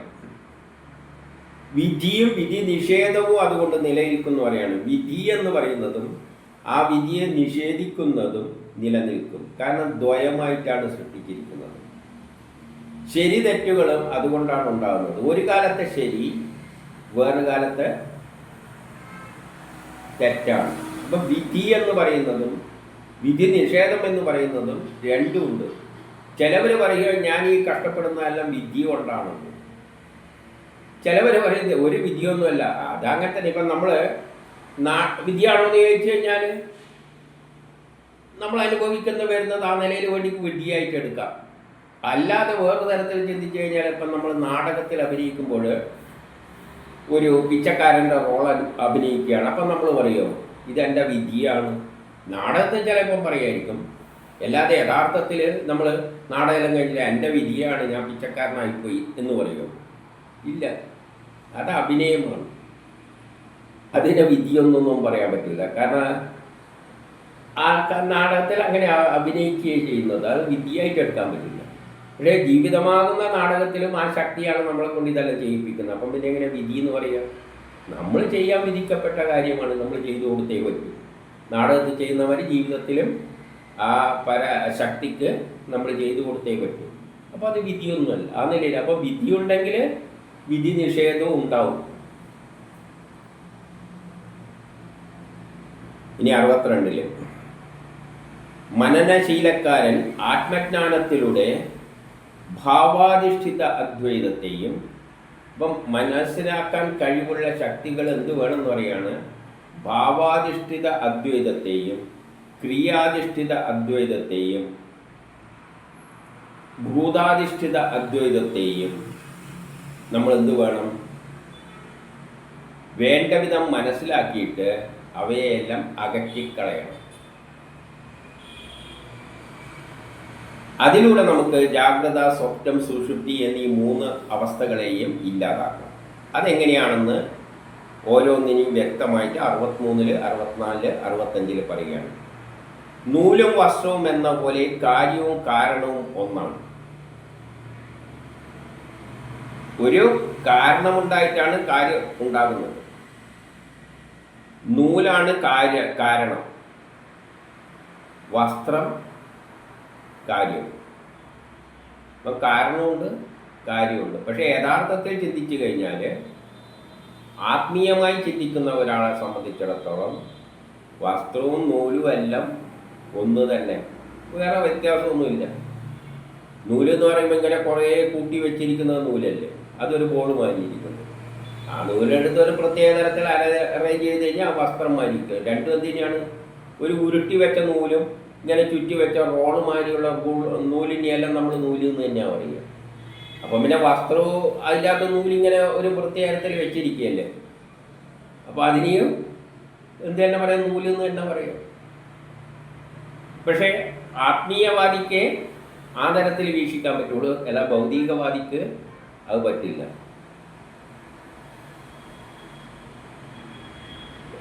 അതുകൊണ്ട് അതാണ് ഭാവാധിഷ്ഠിത അദ്വൈതം. രണ്ടും യഥാർത്ഥത്തിൽ ഒന്ന് തന്നെയാണ്. കാര്യവും കാരണവും ഒന്ന് തന്നെയാണ്. കാര്യത്തിൽ നിന്ന് കാരണം ഉണ്ടാകും, അല്ല കാരണത്തിൽ നിന്ന് കാര്യം ഉണ്ടായാലും രണ്ടും ഒന്ന് തന്നെയാണ്. ഇവിടെ നൂലിൽ നിന്ന് തുണി ഉണ്ടായാലും രണ്ടും ഒന്ന് തന്നെയാണ്. ആദ്യം ഒന്നേ ഉള്ളൂ. അപ്പം നമ്മൾ സാധാരണ മനുഷ്യനെ സംബന്ധിച്ചിടത്തോളം നൂലും വസ്ത്രവും രണ്ടും രണ്ട് തന്നെയാണ്. പക്ഷേ ശാസ്ത്രീയമായി മനനം ചെയ്യുന്ന ഒരാളെ സംബന്ധിച്ചിടത്തോളം ഇത് രണ്ടും ഒന്നാണ്. അതുകൊണ്ട് ഇതിനെ, ഈ ചിന്താഗതിയെ, വ്യത്യസ്തമായി തോന്നുന്ന ഈ ചിന്താഗതിയെ തള്ളിക്കളയണം. അതിനാണ് ഭാവാധിഷ്ഠിത അദ്വൈതം എന്ന് പറയുന്നത്. അപ്പോൾ അതിനെ മനസ്സിലാക്കിയിട്ട് തള്ളിക്കളയുക. ഇനി ക്രിയാധിഷ്ഠിത അദ്വൈതം. ഒരാൾ കർമ്മം ചെയ്യുന്നത് മനസ്സ്, വാക്ക്, ശരീരം എന്നിവ ഉപയോഗിച്ച് കഴിയുന്ന കർമ്മങ്ങളെല്ലാം പരമാത്മാവിനായിട്ട് ചെയ്യുമ്പോൾ അത് ക്രിയാധിഷ്ഠിത അദ്വൈതം എന്ന് പറയും. നമ്മൾ നമുക്ക് വേണ്ടി, അന്യന് വേണ്ടി എന്ന് ചെയ്യുമ്പോൾ, ചിന്തിച്ച് ചെയ്യുമ്പോഴാണ് നമ്മളൊരു കർമ്മം ചെയ്യുകയാണ്. അത് എനിക്ക് വേണ്ടിയാണ് ചെയ്യുന്നത് എന്ന് ചിന്തിക്കുമ്പോൾ, അല്ലെ ഇന്നാക്ക് വേണ്ടി ചെയ്യുന്നു എന്നെല്ലാം ചിന്തിക്കുമ്പോൾ അതിൽ വേർതിരിവ് നമ്മൾ കാണുകയാണ്. അയാൾ ചെയ്ത പ്രവൃത്തി എനിക്ക് പാരയാണ്, മറ്റേയാൾക്ക് വേണ്ടിയിട്ടാണ്, ഇങ്ങനെയെല്ലാം ചിന്താഗതി വരും. എന്നാൽ എങ്ങനെയാണ് വേദം കർമ്മം ചെയ്യാൻ പറഞ്ഞിരിക്കുന്നത്? അതായത് സത്യം തിരിച്ചറിഞ്ഞിട്ട് മനനം ചെയ്തിട്ട് ഇതെല്ലാം നമ്മളെ കൊണ്ട് ഈശ്വരനാണ് ചെയ്യിക്കുന്നത് എന്ന നിലയിൽ ചിന്തിച്ചുകൊണ്ട് ആ പരമേശ്വരനായിട്ടാണ് നമ്മൾ കർമ്മം ചെയ്യുന്നുണ്ടെങ്കിൽ നമുക്കിത് അവൻ്റെ നേരെയാണ്, ഇവന് നേരെയാണ്, പാരയാണ് എന്നൊന്നും ചിന്തിക്കില്ല. ഇതെല്ലാം അതിനു വേണ്ടി ചെയ്യുന്ന കർമ്മമാണ്. അപ്പോൾ ഇങ്ങനെ വ്യത്യസ്തമായിട്ട് തോന്നുന്നില്ല.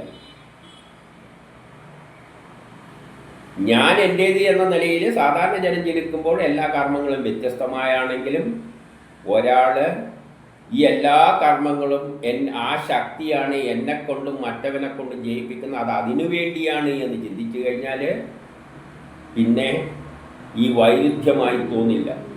എല്ലാം അതിൻ്റെ കളിയാണ് പറഞ്ഞ് നമ്മളങ്ങ് തീർന്നു. പിന്നെ നമുക്ക് ഒരു ഇതില്ല. അങ്ങനെ നമ്മൾ ആകണം. അതിനാണ് ക്രിയാധിഷ്ഠിത അദ്വൈതവാദം. നമ്മൾ ചെയ്യുന്ന കർമ്മങ്ങളെല്ലാം ഒന്ന് തന്നെയാണ്. ആ ഒരൊറ്റ ശക്തിക്ക് വേണ്ടിയിട്ടാണ് നമ്മൾ ഈ ജീവിതത്തിൽ എല്ലാവരും പലതരത്തിലും പലതും ചെയ്യുന്നത്. അതെല്ലാം ആ ശക്തി തന്നെ വന്നിട്ട് ഒരാളെ കൊണ്ട് ചെയ്യിക്കുക. അതിനെന്തോ ലക്ഷ്യമുണ്ട്. എല്ലാവരെ കൊണ്ടും എന്തോ കാര്യം സാധിപ്പിക്കാനുണ്ട്. അതാണത് സാധിപ്പിച്ചെടുത്തുകൊണ്ട് പോകുന്നത്. ആ നിലയിൽ ചിന്തിക്കണം. ഇനി ദ്രവ്യാധിഷ്ഠിത അദ്വൈത ഭാഗം. ഒരാൾ തൻ്റെയും ഭാര്യയുടെയും കുട്ടികളുടെയും ബന്ധുക്കളുടെയും മറ്റ് ജീവജാലങ്ങളുടെയും ദ്രവ്യം ഉപയോഗിക്കുന്നതിൻ്റെ ആത്യന്തിക ലക്ഷ്യം താല്പര്യവും ഒന്നാകണം. നമ്മളെ കമ്മലിൽ കുറേ വസ്തുക്കളെല്ലാം ഉണ്ടെങ്കിൽ എൻ്റെ കൈമേൽ കുറച്ച് സാധനമുണ്ട്, ഭാര്യേൻ്റെ കൈമേൽ സാധനമുണ്ട്, ഇതെല്ലാം എൻ്റേത് അതിൻ്റേത് എന്ന ചിന്ത വെച്ച് നമ്മൾ ചെയ്യുമ്പോൾ ഇതെൻ്റെ ഷർട്ട്, ഇത് ഭാര്യേൻ്റെ ഷർട്ട്, അല്ല ഭാര്യേൻ്റെ സാരി, ഇതെൻ്റെ സ്വർണം പൈസ, ഇത് അവളുടെ പൈസ, ഇത് ശത്രുവിൻ്റെ പൈസ, ഇങ്ങനെയെല്ലാം ചിന്തിക്കുമ്പോൾ ഈ ദ്രവ്യങ്ങളെല്ലാം പലരുടേതാണെന്ന ഒരു ചിന്ത നമുക്ക് വരികയാണ്. പക്ഷേ യഥാർത്ഥത്തിൽ ഈ ദ്രവ്യത്തിൻ്റെ എല്ലാം സൃഷ്ടികർത്താവ് ആ ശക്തിയാണ്. ഇതെല്ലാം ആരുടേതാണ്? ഞാനൊരു പണം കൈമ കിട്ടിയാൽ ഇത് ആ ശക്തിയെ എന്നെ ഏൽപ്പിച്ചതാണ്. അത് ഞാൻ ഇന്നാക്ക് കൊടുക്കാൻ പറയുന്നു. ഞാൻ ആർക്കൊന്നും കൊടുക്കുന്നുണ്ടെങ്കിൽ അത് അതിൻ്റെ ഇഷ്ടപ്രകാരം എന്നെ കൊണ്ട് കൊടുപ്പിക്കുകയാണ് എന്ന് ചിന്തിച്ചു കഴിഞ്ഞാൽ അവൻ്റേത് എൻ്റേത് എന്നുള്ള വസ്തുക്കളുടെ ഭേദം നമ്മളിൽ തോന്നില്ല. അത് ദ്രവ്യാധിഷ്ഠിത ഭൗതികവാദം, അല്ല ദ്രവ്യാധിഷ്ഠിത അദ്വൈതം. അപ്പം അങ്ങനെ എല്ലാം ഈശ്വരനായിട്ട് സങ്കല്പിക്കുമ്പോൾ ഈ മൂന്ന് തരത്തിലുള്ള നമ്മുടെ ഇതും ഇല്ലായ്മ ചെയ്യണം. കുറച്ച് ചിന്തിച്ചിട്ട് മനസ്സിലാക്കണം. ഇനി 66. സാധാരണ സാഹചര്യത്തിൽ അപകടമൊന്നുമില്ലെങ്കിൽ നമ്മൾ സാധാരണ സാഹചര്യം, വേറെ അപകടങ്ങളൊന്നും സംഭവിക്കാനില്ല. അപകടം എന്ന് പറയുമ്പോഴാണ് വ്യത്യസ്തമായ സാഹചര്യം.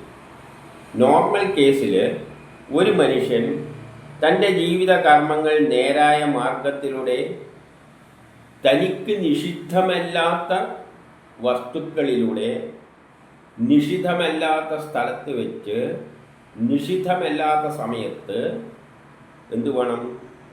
തന്നെ വേണം. നമുക്കൊരു കർമ്മമുണ്ടെങ്കിൽ അത് ഞാൻ ചെയ്യാൻ പാടില്ലാത്ത കർമ്മമാണെങ്കിൽ ചെയ്യരുത്. ഞാൻ ചെയ്യേണ്ട കർമ്മമാണ്, എനിക്കുള്ളതാണെങ്കിൽ അത് എവിടെ വെച്ച് ചെയ്യണം? ഇവിടെ വെച്ച് ചെയ്യണം, അവിടെ പോയി ചെയ്യണം. അത് സ്ഥലം, അത് തീരുമാനിച്ച സ്ഥലത്ത് എപ്പം ചെയ്യണം, ഇപ്പം ചെയ്യണോ നാളെ ചെയ്യണം. ഇപ്പം എനിക്കൊരു ജോലിയുണ്ട്, എന്നെ ഏൽപ്പിച്ചിരിക്കുന്ന ഈ വെണ്ടക്കയെല്ലാം ഒന്ന് മുറിച്ച് ഇടാൻ വേണ്ടിയിട്ടാണ്. കറി വെക്കണം, വെണ്ടക്ക മുറിച്ചിട്ട് വെക്കണം എന്ന് പറയുകയാണ്. കറി വെക്കുന്ന ചിലപ്പോൾ നാളെയായിരിക്കും. എന്നാൽ പിന്നെ കിടക്കട്ടെ, ഇപ്പം തന്നെ വെണ്ടക്ക മുറിച്ചങ്ങ് വെച്ചേക്കാന്ന് പറഞ്ഞ് വെണ്ടക്ക മുറിച്ച് വെച്ച് കഴിഞ്ഞാൽ നാളത്തേക്ക് എന്താവും? അപ്പം സമയം പ്രധാനമാണ്, സ്ഥലവും പ്രധാനമാണ്. അടുക്കളയിൽ കിടന്ന് മുറിക്കേണ്ട സാധനങ്ങൾ കൊണ്ട് അതിൻ്റെ പൂമുഖത്ത് വന്നിരുന്ന് കൊണ്ട് വെട്ടിയാൽ എങ്ങനെയിരിക്കും? എല്ലാത്തിനും ഓരോ സ്ഥലമുണ്ട്, ആ സ്ഥലത്ത് ചെയ്യണം. ഞാൻ ചെയ്യേണ്ടതാണ്, എനിക്കത് നിഷിദ്ധമല്ലാതാണ്. വെണ്ടക്ക മുറിക്കേണ്ടത് എൻ്റെ ജോലിയാണെങ്കിൽ വേറെ ആൾ കയറിയിട്ട് അത് മുറിക്കുന്നത് ശരിയല്ല. അല്ലെങ്കിൽ ഞാൻ കയറിയിട്ട് ഞാൻ വെണ്ടക്ക മുറിക്കുന്നില്ല, എന്നാൽ പിന്നെ മറ്റേത് മുറിച്ചിട ആ പരിപാടിയൊന്നും പറ്റില്ല. അപ്പം ഇങ്ങനെയുള്ള കർമ്മങ്ങൾ നമ്മൾ ചെയ്തേ പറ്റൂ. അല്ലാതെ സന്യാസി എന്ന് പറഞ്ഞുകൊണ്ട് ഞാൻ ഇതായ സന്യാസിയാകാൻ പോകുന്നു, ഇനി എനിക്ക് ഉത്തരവാദിത്വമൊന്നും ഇല്ലയെന്ന് പറഞ്ഞ് ഊരി നടക്കാൻ പാടില്ല. കാരണം നമ്മളെ കർമ്മം തീർന്നാൽ മാത്രമേ നമുക്ക് മോക്ഷത്തിലേക്ക് പോകാനുള്ള വഴി പോലും ഡോറ് പോലും തുറക്കുകയുള്ളൂ. ഇവിടെ നമ്മളെ കർമ്മങ്ങൾ തീർക്കണം. നമ്മളെ കർമ്മം എനിക്ക് എന്ന ചിന്തയില്ലാതെ ആ ശക്തിക്ക് വേണ്ടിയിട്ട് ഞാൻ ചെയ്യേണ്ട കർമ്മങ്ങൾ ചെയ്ത് തീർത്തേ പറ്റും. അതിൽ നിന്ന് അതായത് ഗൃഹസ്ഥാശ്രമിയാകുമ്പോൾ ഗൃഹസ്ഥാശ്രമിക്കുള്ള നിർദ്ദേശമാണ്. ഒരു ഗൃഹസ്ഥാശ്രമിയാണെങ്കിൽ അവൻ ചെയ്യേണ്ട കർമ്മങ്ങൾ ചെയ്യണം. അതുകൊണ്ടാണ് അർജുനൻ കൃഷ്ണനോട് കൃഷ്ണൻ പറഞ്ഞ് ഞാൻ സന്യസിക്കാൻ പോയി, വേണ്ട നീ പോയിട്ട് അവനെ കൊന്നിട്ട് പോകാന്ന് പറഞ്ഞു. കാരണം നിന്റെ ജോലി ഇപ്പോൾ ഗൃഹസ്ഥാശ്രമധർമ്മമാണ്. ഇപ്പം നിന്റെ സന്യാസിക്കാതിൻ്റെ കാലഘട്ടത്തിൽ നിനക്കത് ചെയ്യാം. ഇനി 67. ഭഗവത് ഭക്തിയിലൂടെ വേദശാസ്ത്രങ്ങളിൽ പറയുന്ന പ്രകാരം ഒരാൾ തൻ്റെ തൊഴിൽപരമായ കർത്തവ്യങ്ങൾ നിറവേറ്റണം. ഭഗവത് ഭക്തിയിലൂടെ അങ്ങനെ ചെയ്യുന്ന കർമ്മങ്ങൾ, ഭഗവത് ഭക്തി എന്ന് പറഞ്ഞാൽ ഭഗവാനാണ് നമ്മളെ സൃഷ്ടിച്ചിരിക്കുന്ന ഈ കർമ്മം ചെയ്യാൻ, ആ നിലയിൽ അതിനായിക്കൊണ്ട് ചെയ്തു കൊടുക്കണം. ഭഗവത് ഭക്തി എന്ന് പറഞ്ഞാൽ ഈശ്വരൻ്റെ പടവും വെച്ചിട്ട് കുന്തിരിക്കം കത്തിക്കലൊന്നും അല്ല പരിപാടി. ഭഗവത് ഭക്തി എന്ന് പറഞ്ഞാൽ ഭഗവത് ഭക്തി ഉണ്ടെങ്കിൽ അദ്ദേഹം എന്തിനാണോ സൃഷ്ടിച്ചത്, എന്ത് ജോലി ചെയ്യാനാണോ ഇപ്പം വിട്ടിരിക്കുന്നത്, ആ ജോലി ചെയ്തു കൊടുത്തേക്കുക. അപ്പം ചെയ്യുന്ന ജോലി നമുക്കുള്ള ജോലി ചെയ്യാനാണ് പറഞ്ഞത്. ആ ചെയ്യുന്ന ജോലി ഭഗവത് ഭക്തിയോടെ വേദശാസ്ത്രത്തിൽ പറയുന്നവരെന്താ തോന്നുന്ന മാതിരി വായിക്കുന്ന മാതിരി ചെയ്തു വെച്ചിട്ട് പോകരുത്. ചിലവരെ ലഭിപ്പിച്ച് ഞാൻ മുറിച്ച് വെച്ചിട്ടുണ്ട്. എങ്ങനെ മുറിച്ച് വെച്ചിട്ടുണ്ട്? അത് കഴുകിയിട്ടൊന്നുമില്ല, എന്നോട് കഴുകാനൊന്നും പറഞ്ഞില്ലല്ലോ. ഞാൻ മുറിച്ച് വെക്കാൻ വേണ്ടി ഇതാ മുറിച്ച് വെച്ചിട്ടുണ്ട്.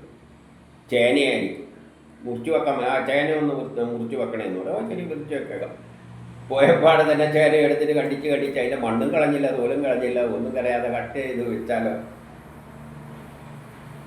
അതുപോലെ വേദങ്ങളിൽ പറയുന്ന തരത്തിൽ ചെയ്യണം, ശാസ്ത്രത്തിൻ്റെ അടിസ്ഥാനത്തിൽ. അതിനുവേണ്ട ശാസ്ത്രം ഇവിടെ ഉണ്ടാക്കി തന്നിട്ടുണ്ട്. ഏത് തരത്തിൽ ഉണ്ടാക്കണമെന്ന് ശാസ്ത്രമുണ്ട്. ചോറ് വെക്കുമ്പോൾ എങ്ങനെയാണ് ചോറ് വെക്കേണ്ടതെന്ന് ശാസ്ത്രമുണ്ട്. അല്ലാതെ നെല്ലെടുത്തിട്ട് വെള്ളം ഒഴിച്ചിട്ട് ചൂടാക്കിയിട്ട് ആ ചോറെന്നും പറഞ്ഞ് കൊടുത്തു കഴിഞ്ഞാൽ അതൊന്നും നടക്കുന്ന പരിപാടിയല്ല. ശാസ്ത്രത്തിൻ്റെ അടിസ്ഥാനത്തിൽ ചെയ്യുന്ന വേദശാസ്ത്രം എന്ന് പറഞ്ഞാൽ സയൻസാണ്. അത് പാചകമായാലും എല്ലാം ശാസ്ത്രം തന്നെ പ്രകാരമുള്ള തൻ്റെ തൊഴിൽപരമായ കർത്തവ്യങ്ങൾ നിറവേറ്റണം. നമ്മളെ ജോലി നമ്മൾ ചെയ്യണം. ഗൃഹസ്ഥാശ്രമത്തിൻ്റെ കാര്യമാണ് ധർമ്മപുത്രൻ ചോദിച്ചത്. അപ്പം ഗൃഹസ്ഥാശ്രമം അവൻ്റെ ജോലി ചെയ്ത് തീർത്തേ പറ്റൂ. അല്ല, നേരത്തെ എല്ലാം പറഞ്ഞിട്ടുണ്ട്, ഭാര്യനെയും മക്കളെയും എല്ലാം ഉപേക്ഷിച്ചിട്ട് അങ്ങ് പോകുക എന്ന് പറഞ്ഞത് ആരോടാണ്? ആത്മീയത്തിലേക്ക് തിരിയുന്നവർ ഭാര്യനെയും മക്കളെയും എല്ലാം കളഞ്ഞിട്ട് പോകണം. അവൻ്റെ ഭാര്യ മറ്റുള്ളവരെ സ്വീകരിക്കാനെല്ലാം വിടാൻ പറഞ്ഞിട്ടുണ്ട്. കാരണം ഇവൻ പോവുകയാണ്, പിന്നെ വീടിൻ്റെ സ്വീകരിക്കേണ്ടല്ല അവൾ. ഇതെല്ലാം കേൾക്കുമ്പോൾ നമുക്ക് തലക്കന്ത വരും. അത് ആരോടാണ് പറഞ്ഞത്? സന്യാസിയെ ആത്മീയത്തിൽ തിരിയുക. ആത്മീയത്തെ തിരിയാൻ പിന്നെ ഇതെല്ലാം വേണമെന്ന് വെച്ച് കിടന്നു കഴിഞ്ഞാൽ ആത്മീയം നടക്കില്ല. അല്ലാതെ നിങ്ങളോട് കർത്തവ്യം ചെയ്യേണ്ട, ഭാര്യനെയും കുട്ടികളെയൊന്നും നോക്കണ്ട എന്നൊന്നും വേദം പറഞ്ഞിട്ടില്ല. അത് അവിടെ ആ വഴിക്കാകുമ്പോൾ അങ്ങനെ ചെയ്തേ പറ്റൂ. പക്ഷെ ഗൃഹസ്ഥാശ്രമി അവൻ ചെയ്യേണ്ട ജോലിയെല്ലാം ചെയ്യണം. പക്ഷെ എങ്ങനെ ചെയ്യണം? ഈശ്വരനായിക്കൊണ്ട് ചെയ്യണം. ഭാര്യയ്ക്ക് ചെലവിന് കൊടുക്കുന്നത് ആ ശക്തിക്ക് ഈ സ്ത്രീ വേണം. എന്നിട്ട് ഈ സ്ത്രീയും എൻ്റെയും കൂട്ടിയാലേ ഒരു കുട്ടി ഉണ്ടാക്കാൻ പറ്റും. ആ കുട്ടീനെ അവൾ പരിപാലിക്കണ്ടെങ്കിൽ അവൾക്ക് വേണ്ട ചെലവിന് ഞാൻ കൊടുക്കണം. അത് ആർക്ക് വേണ്ടിയാണ് കൊടുക്കുന്നത്? ഈശ്വരന് വേണ്ടിയിട്ടാണല്ല, അവൾക്ക് വേണ്ടിയിട്ടൊന്നുമല്ല. ആ ചിന്തയിൽ ചെയ്യണം. കുട്ടികളെ പോലെ എന്താണ്? ആ കുട്ടികളെ പോറ്റിയിട്ട് വലുതാക്കിയിട്ട് അടുത്ത കർമ്മത്തിനെ ഏൽപ്പിക്കാൻ വേണ്ടിയിട്ട് ഈശ്വരൻ നമ്മുടെ അടുത്ത് വെച്ചിരിക്കുകയാണ്, നമ്മുടെ അടുത്തുകൊണ്ട് വെച്ചിരിക്കുകയാണ്. അപ്പം നമ്മുടെ ജോലിയാണ് അതിനെ വളർത്തിയിട്ട് ഈശ്വരന് കൊടുക്കാൻ. ആർക്ക് വേണ്ടി? നമുക്ക് വേണ്ടിയല്ല, കുട്ടികളെ നമുക്ക് വേണ്ടിയിട്ടല്ല, കുട്ടികളെ സമൂഹത്തിനാണ്. നാളെ ഉപയോഗിക്കേണ്ടത് ആ ശക്തി എടുത്തിട്ട് എവിടെയും ഉപയോഗിക്കും, എങ്ങനെയും ഉപയോഗിക്കും. അതിലൊന്നും നിങ്ങൾക്ക് അറിയിടാനുള്ള അവകാശമൊന്നുമില്ല. എൻ്റെ പോലെ ഇങ്ങനെ തന്നെ പോകണമെന്നൊന്നും പറഞ്ഞാൽ അത് നടക്കുന്ന കാര്യമല്ല. അത് നിങ്ങളുടെ മായ കൊണ്ട് തോന്നുന്നതാണ്. ഇനി അങ്ങനെ ഗൃഹസ്ഥാശ്രമിയായിക്കൊണ്ട് ശ്രീകൃഷ്ണപാദം പ്രാപിക്കാം. അങ്ങനെ കർമ്മം ചെയ്തു കഴിഞ്ഞാൽ, എല്ലാം ഭഗവാനായിക്കൊണ്ട് എന്ന ചിന്തയിൽ ചെയ്തു കഴിഞ്ഞാൽ സന്യസിക്കാൻ പോകുമൊന്നും വേണ്ട. നിങ്ങൾ ഈശ്വരനിലേക്ക് ഓട്ടോമാറ്റിക്കായിട്ട് അങ്ങനെ വ്യക്തികൾ എത്തിക്കൊള്ളും. എല്ലാം ചെയ്യുന്നത് ഈശ്വരന് വേണ്ടിയാണ്. അങ്ങനെ ആ സ്ത്രീകൾ ചിന്തിച്ചു കഴിഞ്ഞാൽ എന്തായിരിക്കും വീട്ടിൻ്റെ അവസ്ഥ? സുന്ദരമായ ഒരു ലോകമായിരിക്കും. പുരുഷന്മാർ കർമ്മമെല്ലാം ചെയ്യുന്നത് എല്ലാം രാഷ്ട്രത്തിന് വേണ്ടിയാണെന്ന് ചിന്തിച്ചു കഴിഞ്ഞാൽ എന്തൊരു സുന്ദരമായ ലോകമായിരിക്കും ഇത്. ഒന്ന് ആലോചിച്ച് നോക്കിയേ. അങ്ങനെ ചെയ്യാൻ ആരെങ്കിലും ഉണ്ടെങ്കിൽ അവർ അവിടെ തന്നെ എത്തിച്ചേരും. അതുകൊണ്ട് 68 ഹേ മഹാരാജാവേ, നിങ്ങൾ പാണ്ഡവർ തള്ളി നീക്കാനാവാത്ത ആപത്തുകളുടെ പരമ്പരയിൽ നിന്നും ആ സമർത്ഥനായ ശ്രീകൃഷ്ണന്റെ കാരുണ്യം കൊണ്ട് വേണ്ട വിധം കരകയറി. നിങ്ങൾ ആ ശ്രീകൃഷ്ണനെ ആശ്രയിച്ചിട്ടാണ് ജീവിച്ചത്. അതുകൊണ്ടാണ് കരകാണാ അത്രയും ആപത്തുകൾ നിങ്ങളെ വന്നുപെട്ടിട്ടും നിങ്ങൾ രക്ഷപ്പെട്ടത് ആ ശ്രീകൃഷ്ണൻ്റെ സഹായം കൊണ്ടാണ്, അല്ല നിങ്ങളെ കഴിവല്ല. അപ്പം നമ്മളെല്ലാം ആ ശക്തിക്ക് വേണ്ടി എന്ന് ചെയ്തു കഴിഞ്ഞാൽ നമുക്ക് ഒരു പ്രയാസം ഉണ്ടാവില്ല. കാരണം ആ ശക്തിയാണ് നമ്മളെ കൊണ്ട് ചെയ്യിക്കുന്നത്. അതുകൊണ്ടാണ് അതിന് ചെയ്തു കൊടുക്കുന്നത്. നമ്മളൊരു ജോലിക്കാരനെ വിളിച്ച്, ഇപ്പോൾ ഒരു ഹിന്ദിക്കാരോ ആരെയും വിളിച്ചിട്ട് ഒരു ജോലി കൊടുക്കുമ്പോൾ അയാൾ ആർക്കാണ് തരുന്നത്? നമുക്കാണ് ചെയ്തു തരുന്നത്. അതുപോലെ ആ ഈശ്വരൻ നമ്മളെ സൃഷ്ടിച്ചിട്ട് കർമ്മം ചെയ്യിച്ചാൽ നമ്മൾ ആർക്കാണ് കൊടുക്കേണ്ടത്? ഈശ്വരനാണ് കൊടുക്കേണ്ടത്. നമ്മളെ കർമ്മമല്ല ഈശ്വരനായിട്ട് കൊടുത്തു കഴിഞ്ഞാൽ പിന്നെ നമുക്കെന്തില്ല, നമുക്ക് ഭയമില്ല. ജോലി ശരിയായി പോലും തെറ്റായി പോലും. ഇപ്പോൾ ജോലിക്കാരെ വിളിച്ചിട്ട് കർമ്മം ചെയ്യാൻ നീ തെങ്ങ് തലതിരിച്ച് നട്ടാൽ മതി എന്ന് പറഞ്ഞു കഴിഞ്ഞാൽ അവൻ തലതിരിച്ച് നടും. അവനെന്ത് കാര്യം? അവന് പ്രശ്നമൊന്നുമില്ല. ഇടോ നീ അതിൻ്റെ തലഭാഗം മണ്ണിലും മറ്റേ വേര് മുകളിലോട്ടൊക്കെ ആയിട്ട് നട്ടാൽ മതി എന്ന് പറഞ്ഞാൽ അവൻ നട്ട് തരും. അത്രയാണ്.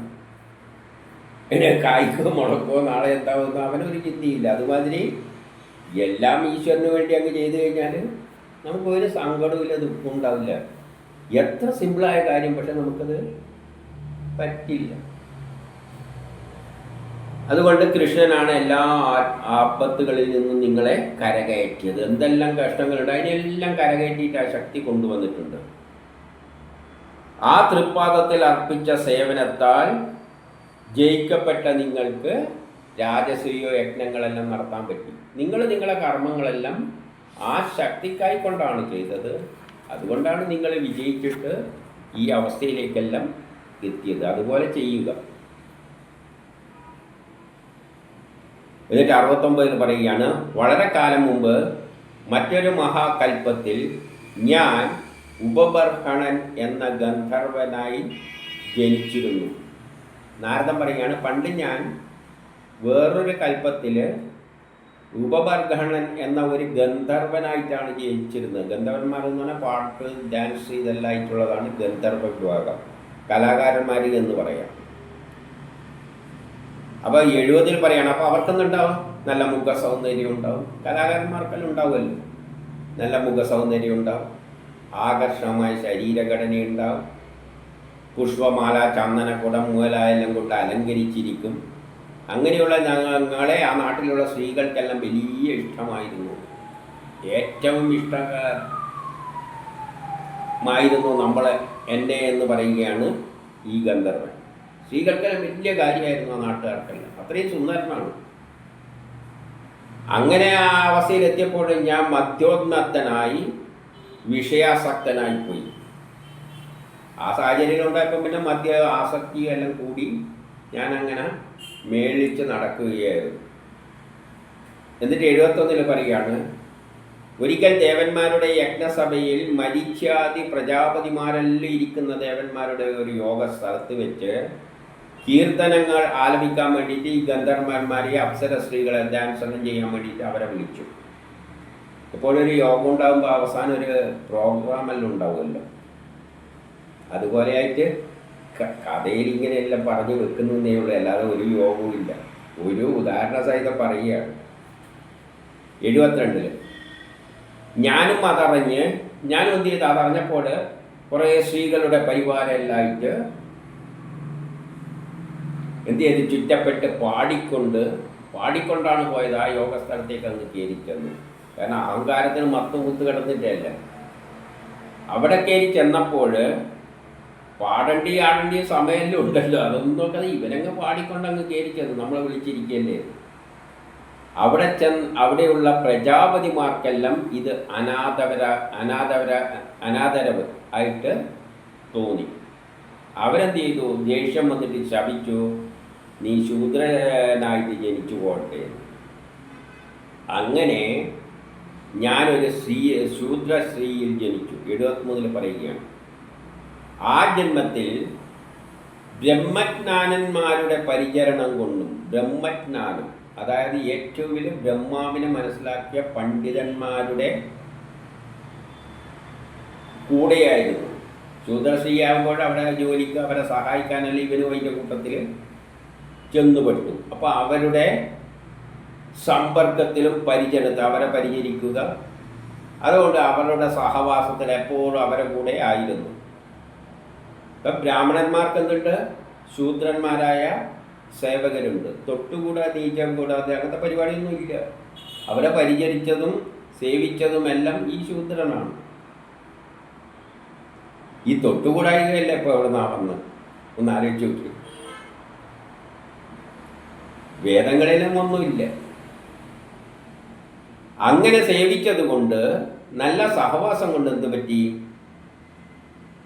ബ്രഹ്മപുത്രത്വത്തെ പ്രാപിച്ചു. ബ്രഹ്മാവിൻ്റെ പുത്രനായിട്ട് ഇപ്പം ജനിക്കാൻ പറ്റി. എന്നിട്ട് 74 പറയാണ്, ഗൃഹസ്ഥാശ്രമികളെ സംബന്ധിച്ച പാപക്ഷയം വരുത്തുന്ന കർമ്മ പദ്ധതികളെ അങ്ങേക്ക് വേണ്ടി വിസ്തരിച്ച് ഞാൻ പറഞ്ഞു തന്നു കഴിഞ്ഞു.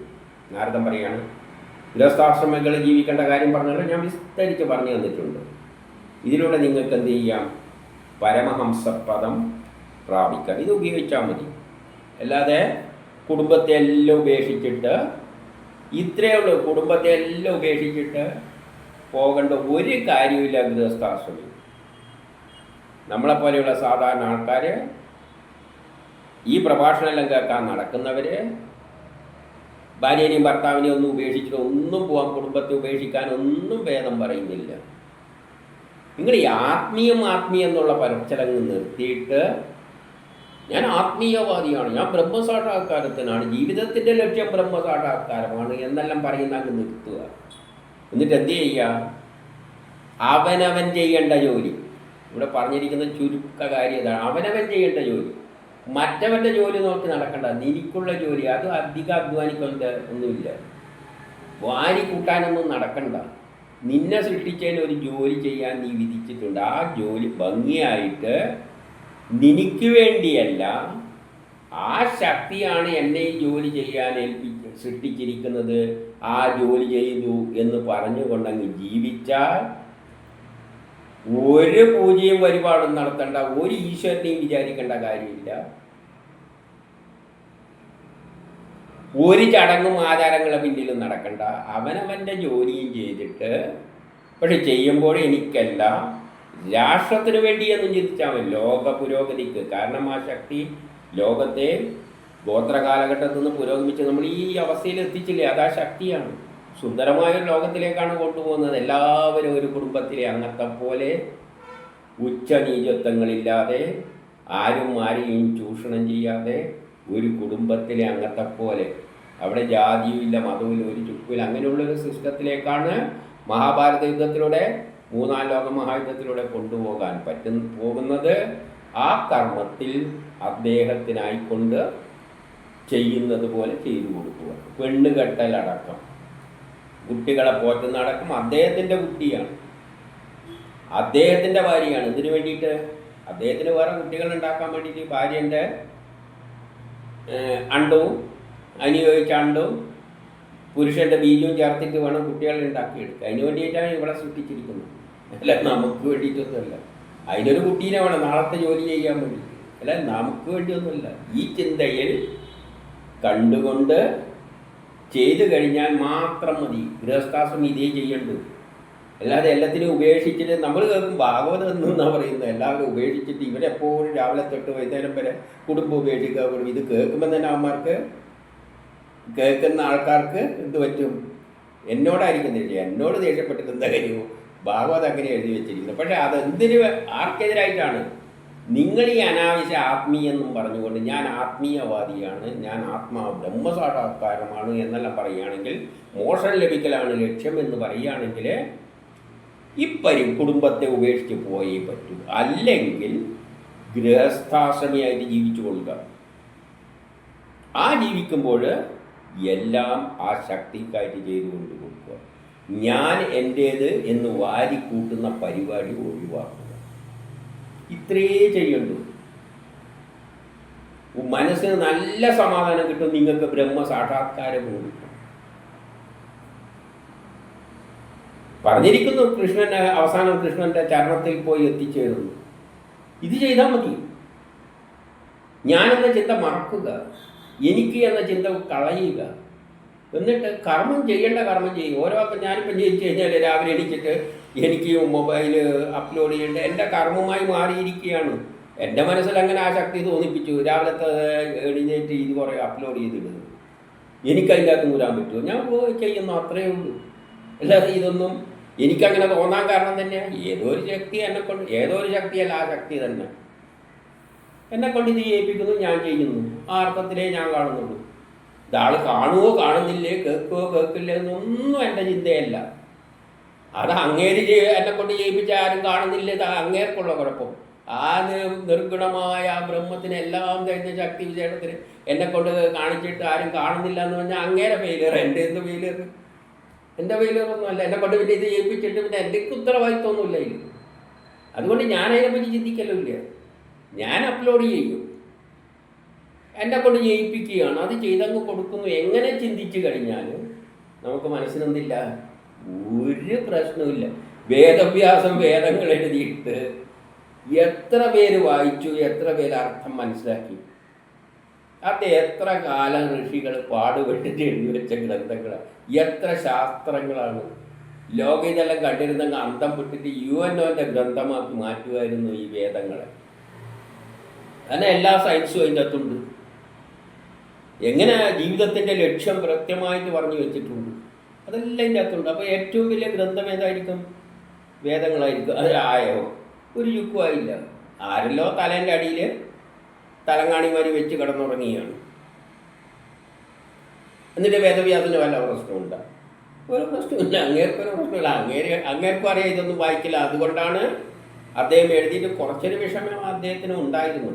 ഇതൊന്നും ആരും വായിക്കുന്നില്ല, ഞാനിത്ര. അപ്പം നാരദൻ വന്നിട്ട് ചോദിച്ചാൽ എന്താ വിഷമിച്ചിരിക്കുന്ന? നാരദൻ അങ്ങോട്ട് പറഞ്ഞു, പാടുപെട്ട് എഴുതിയിട്ടൊന്നും ആരും വലിയ ഒരു തൃപ്തി പോരല്ലേ, എങ്കിൽ പിന്നെ ഒരു കാര്യം ഇങ്ങനെ എഴുതി വെക്കും. അങ്ങനെ എഴുതി വെച്ചതാണ് ഇത് ഈ അർത്ഥത്തിൽ വായിച്ച് മനസ്സിലാക്കിയിരുന്നുവെങ്കിൽ ഈ ഗ്രന്ഥം എടുത്തിട്ട് ഈനും മണ്ടേ കത്തിച്ച് കളയുമായിരുന്നു. പക്ഷേ കത്തിക്കേണ്ട കാര്യമില്ല.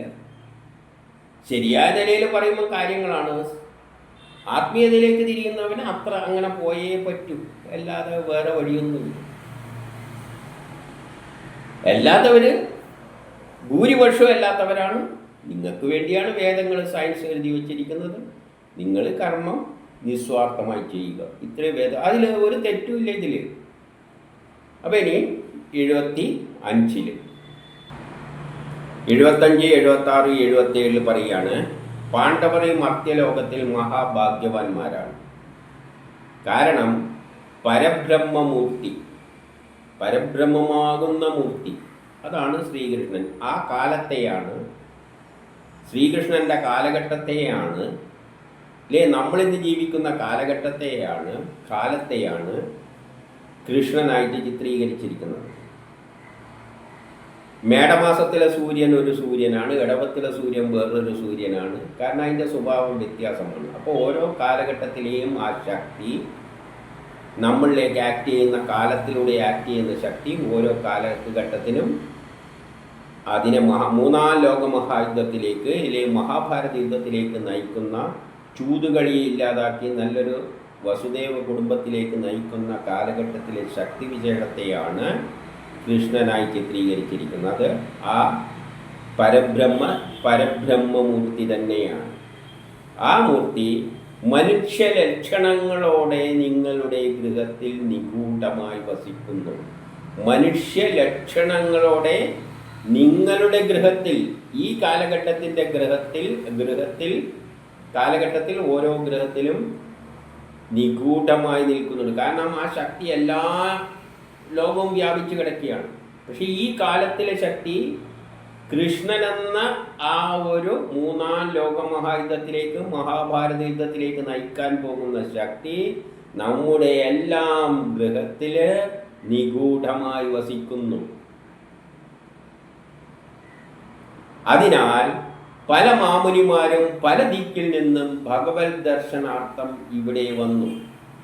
അപ്പോൾ ഈ മൂന്നാം ലോകമഹായുദ്ധത്തിൻ്റെ കേന്ദ്രമായി മാറാൻ പോകുന്നത് ഭാരതം തന്നെയാണ്. മൂന്നാം ലോകമഹായുദ്ധം അല്ലെങ്കിൽ മഹാഭാരത യുദ്ധം ഭാരതത്തിൽ. അതാണ് ഋഷികൾ ഇവിടെ കയറി വന്നു. ഇതെല്ലാം കറങ്ങിത്തിരിഞ്ഞിട്ട് ഇവിടെ തന്നെ എത്തുന്നുണ്ട്, അവിടെ തന്നെ എത്തുന്നുണ്ട്. ഇവിടെ വന്നു. മഹാത്മാക്കൾ നിരന്തരം അന്വേഷിച്ചു കൊണ്ടിരിക്കുന്ന പരമാനന്ദഭൂതിയുടെ സ്വരൂപമായ പരബ്രഹ്മം തന്നെ ആ ശ്രീകൃഷ്ണൻ. എല്ലാ ആത്മജ്ഞാനികളും ഏതൊരു ശക്തിവിശേഷത്തെയാണോ തിരഞ്ഞിരുന്നത്, ഏതൊരു ശക്തിവിശേഷം, പ്രപഞ്ച സൃഷ്ടിക്ക് പിന്നിലുള്ള ശക്തിവിശേഷം ബ്രഹ്മം, ഇല്ലെങ്കിൽ ആ പരമേശ്വരൻ എന്നും പറയാം, ഇല്ലെങ്കിൽ പരമാത്മാവ് എന്ന് പറയാം. അത് ഈ കാലഘട്ടത്തിൽ, നമ്മുടെ കാലഘട്ടത്തിൽ ആ പരബ്രഹ്മം തന്നെയാണ് ശ്രീകൃഷ്ണൻ എന്ന രൂപത്തിൽ വേദങ്ങൾ, ഋഷികൾ അവതരിപ്പിച്ചു വെച്ചിരിക്കുന്നത്. അപ്പം നമ്മുടെ ഇടയിലുള്ള ആ കാലമാകുന്ന ശക്തി, നമ്മളെ നയിച്ചു കൊണ്ടുപോകുന്ന ശക്തിയാണ് ശ്രീകൃഷ്ണൻ. അവിടുന്ന് നിങ്ങളുടെ ഇഷ്ടതോളനാണ്, സുഹൃത്താണ്, മാതുലപുത്രനാണ്, പൂജനീയനാണ്, കിങ്കരനാണ്, ആചാര്യനാണ്, നിങ്ങളുടെ എല്ലാം ആത്മാവാണ്.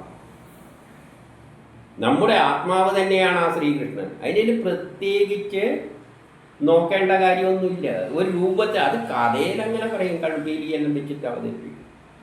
പക്ഷേ ഈ സുന്ദരമായ ലോകത്തിൽ നമ്മളെ ഉള്ളിലെല്ലാം ആ ശക്തി എങ്ങനെ നിൽക്കുകയാണ്. നമ്മൾ എവിടത്തേക്ക് കൊണ്ടുപോകാൻ? വസുദേവ കുടുംബത്തിലേക്ക്, മൂന്നാം ലോകമഹായുദ്ധത്തിന് ശേഷം മഹാഭാരത യുദ്ധത്തിലൂടെ. യാതൊരു ഭഗവാന്റെ താത്വികമായ സ്വരൂപം, ആ ഒരു ശക്തിയുടെ സ്വരൂപം ശ്രീ പരമശിവനും ബ്രഹ്മദേവനും മറ്റും അല്ലെങ്കിൽ മറ്റു ജ്ഞാനികളും,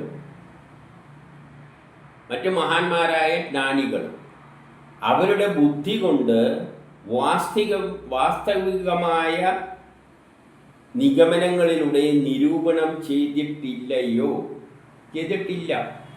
ചുരുക്കി പറഞ്ഞാൽ ശിവനും ബ്രഹ്മദേവനും ഋഷികൾക്കും ഒന്നും തന്നെ ആ ശക്തിവിശേഷത്തിൻ്റെ യഥാർത്ഥ രൂപം നിർണയിക്കാൻ കഴിഞ്ഞിട്ടില്ല.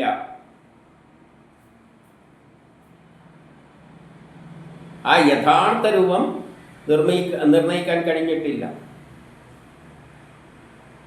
ആ ശക്തിവിശേഷമാണ് ഇപ്പോൾ നമ്മളുടെ ഇടയ്ക്ക്, ഈ ചൂതുകളിയുടെ ലോകത്തിൻ്റെ ഇടയ്ക്ക് മൂന്നാം ലോകമഹായുദ്ധത്തിലേക്ക് നയിക്കാൻ പോകുന്ന, അല്ലെങ്കിൽ മഹാഭാരതത്തിലേക്ക് നയിക്കാൻ പോകുന്ന ഈ നമ്മുടെ ഇടയ്ക്ക് സ്ഥിതി ചെയ്യുന്നത് ആ കാലശക്തി. എന്തുകൊണ്ടാണ് അതിന് ബ്രഹ്മസ്വരൂപം എന്ന് പറഞ്ഞത്?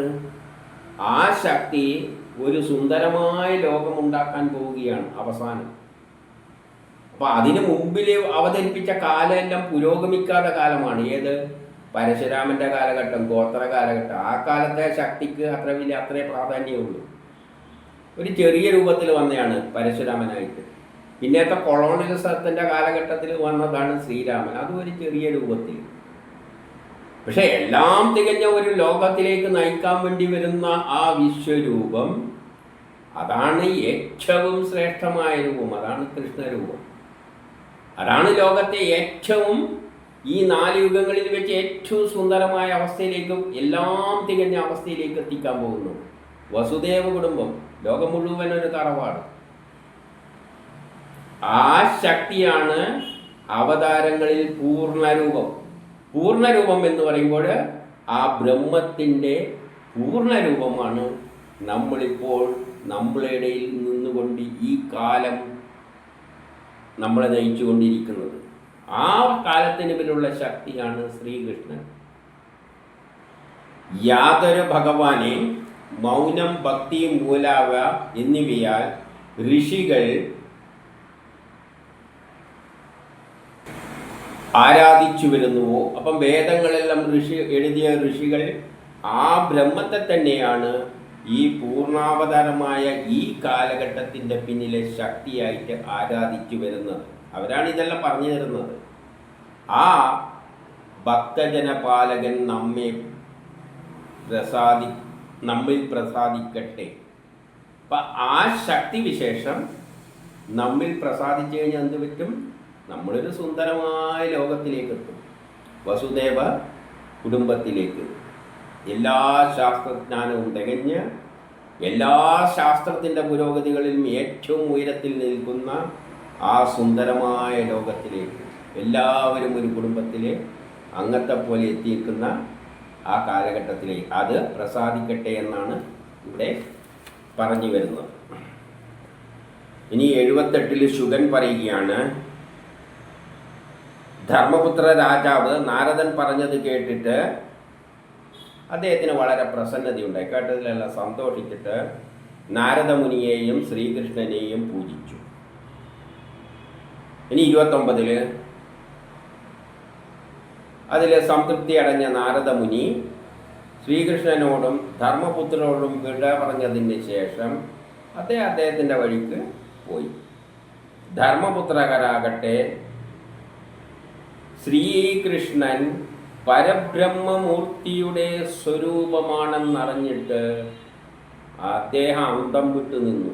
നാരദൻ പറയുകയാണ്, നിർഗുണമായ ബ്രഹ്മം, പ്രപഞ്ചം മുഴുവനായി മാറിയ ആ ബ്രഹ്മത്തിൻ്റെ പൂർണ്ണ രൂപമാണ് ഇവിടെ നിൽക്കുന്ന ശ്രീകൃഷ്ണൻ. നമ്മുടെ മുമ്പിൽ കാലമായി നിൽക്കുന്ന ആ ശ്രീകൃഷ്ണൻ. ഈ കഥയിലാണെങ്കിൽ ഇദ്ദേഹത്തിൻ്റെ മുമ്പിൽ നിൽക്കുന്ന ആ സുന്ദരമായ ശ്രീകൃഷ്ണൻ എന്നറിഞ്ഞപ്പോൾ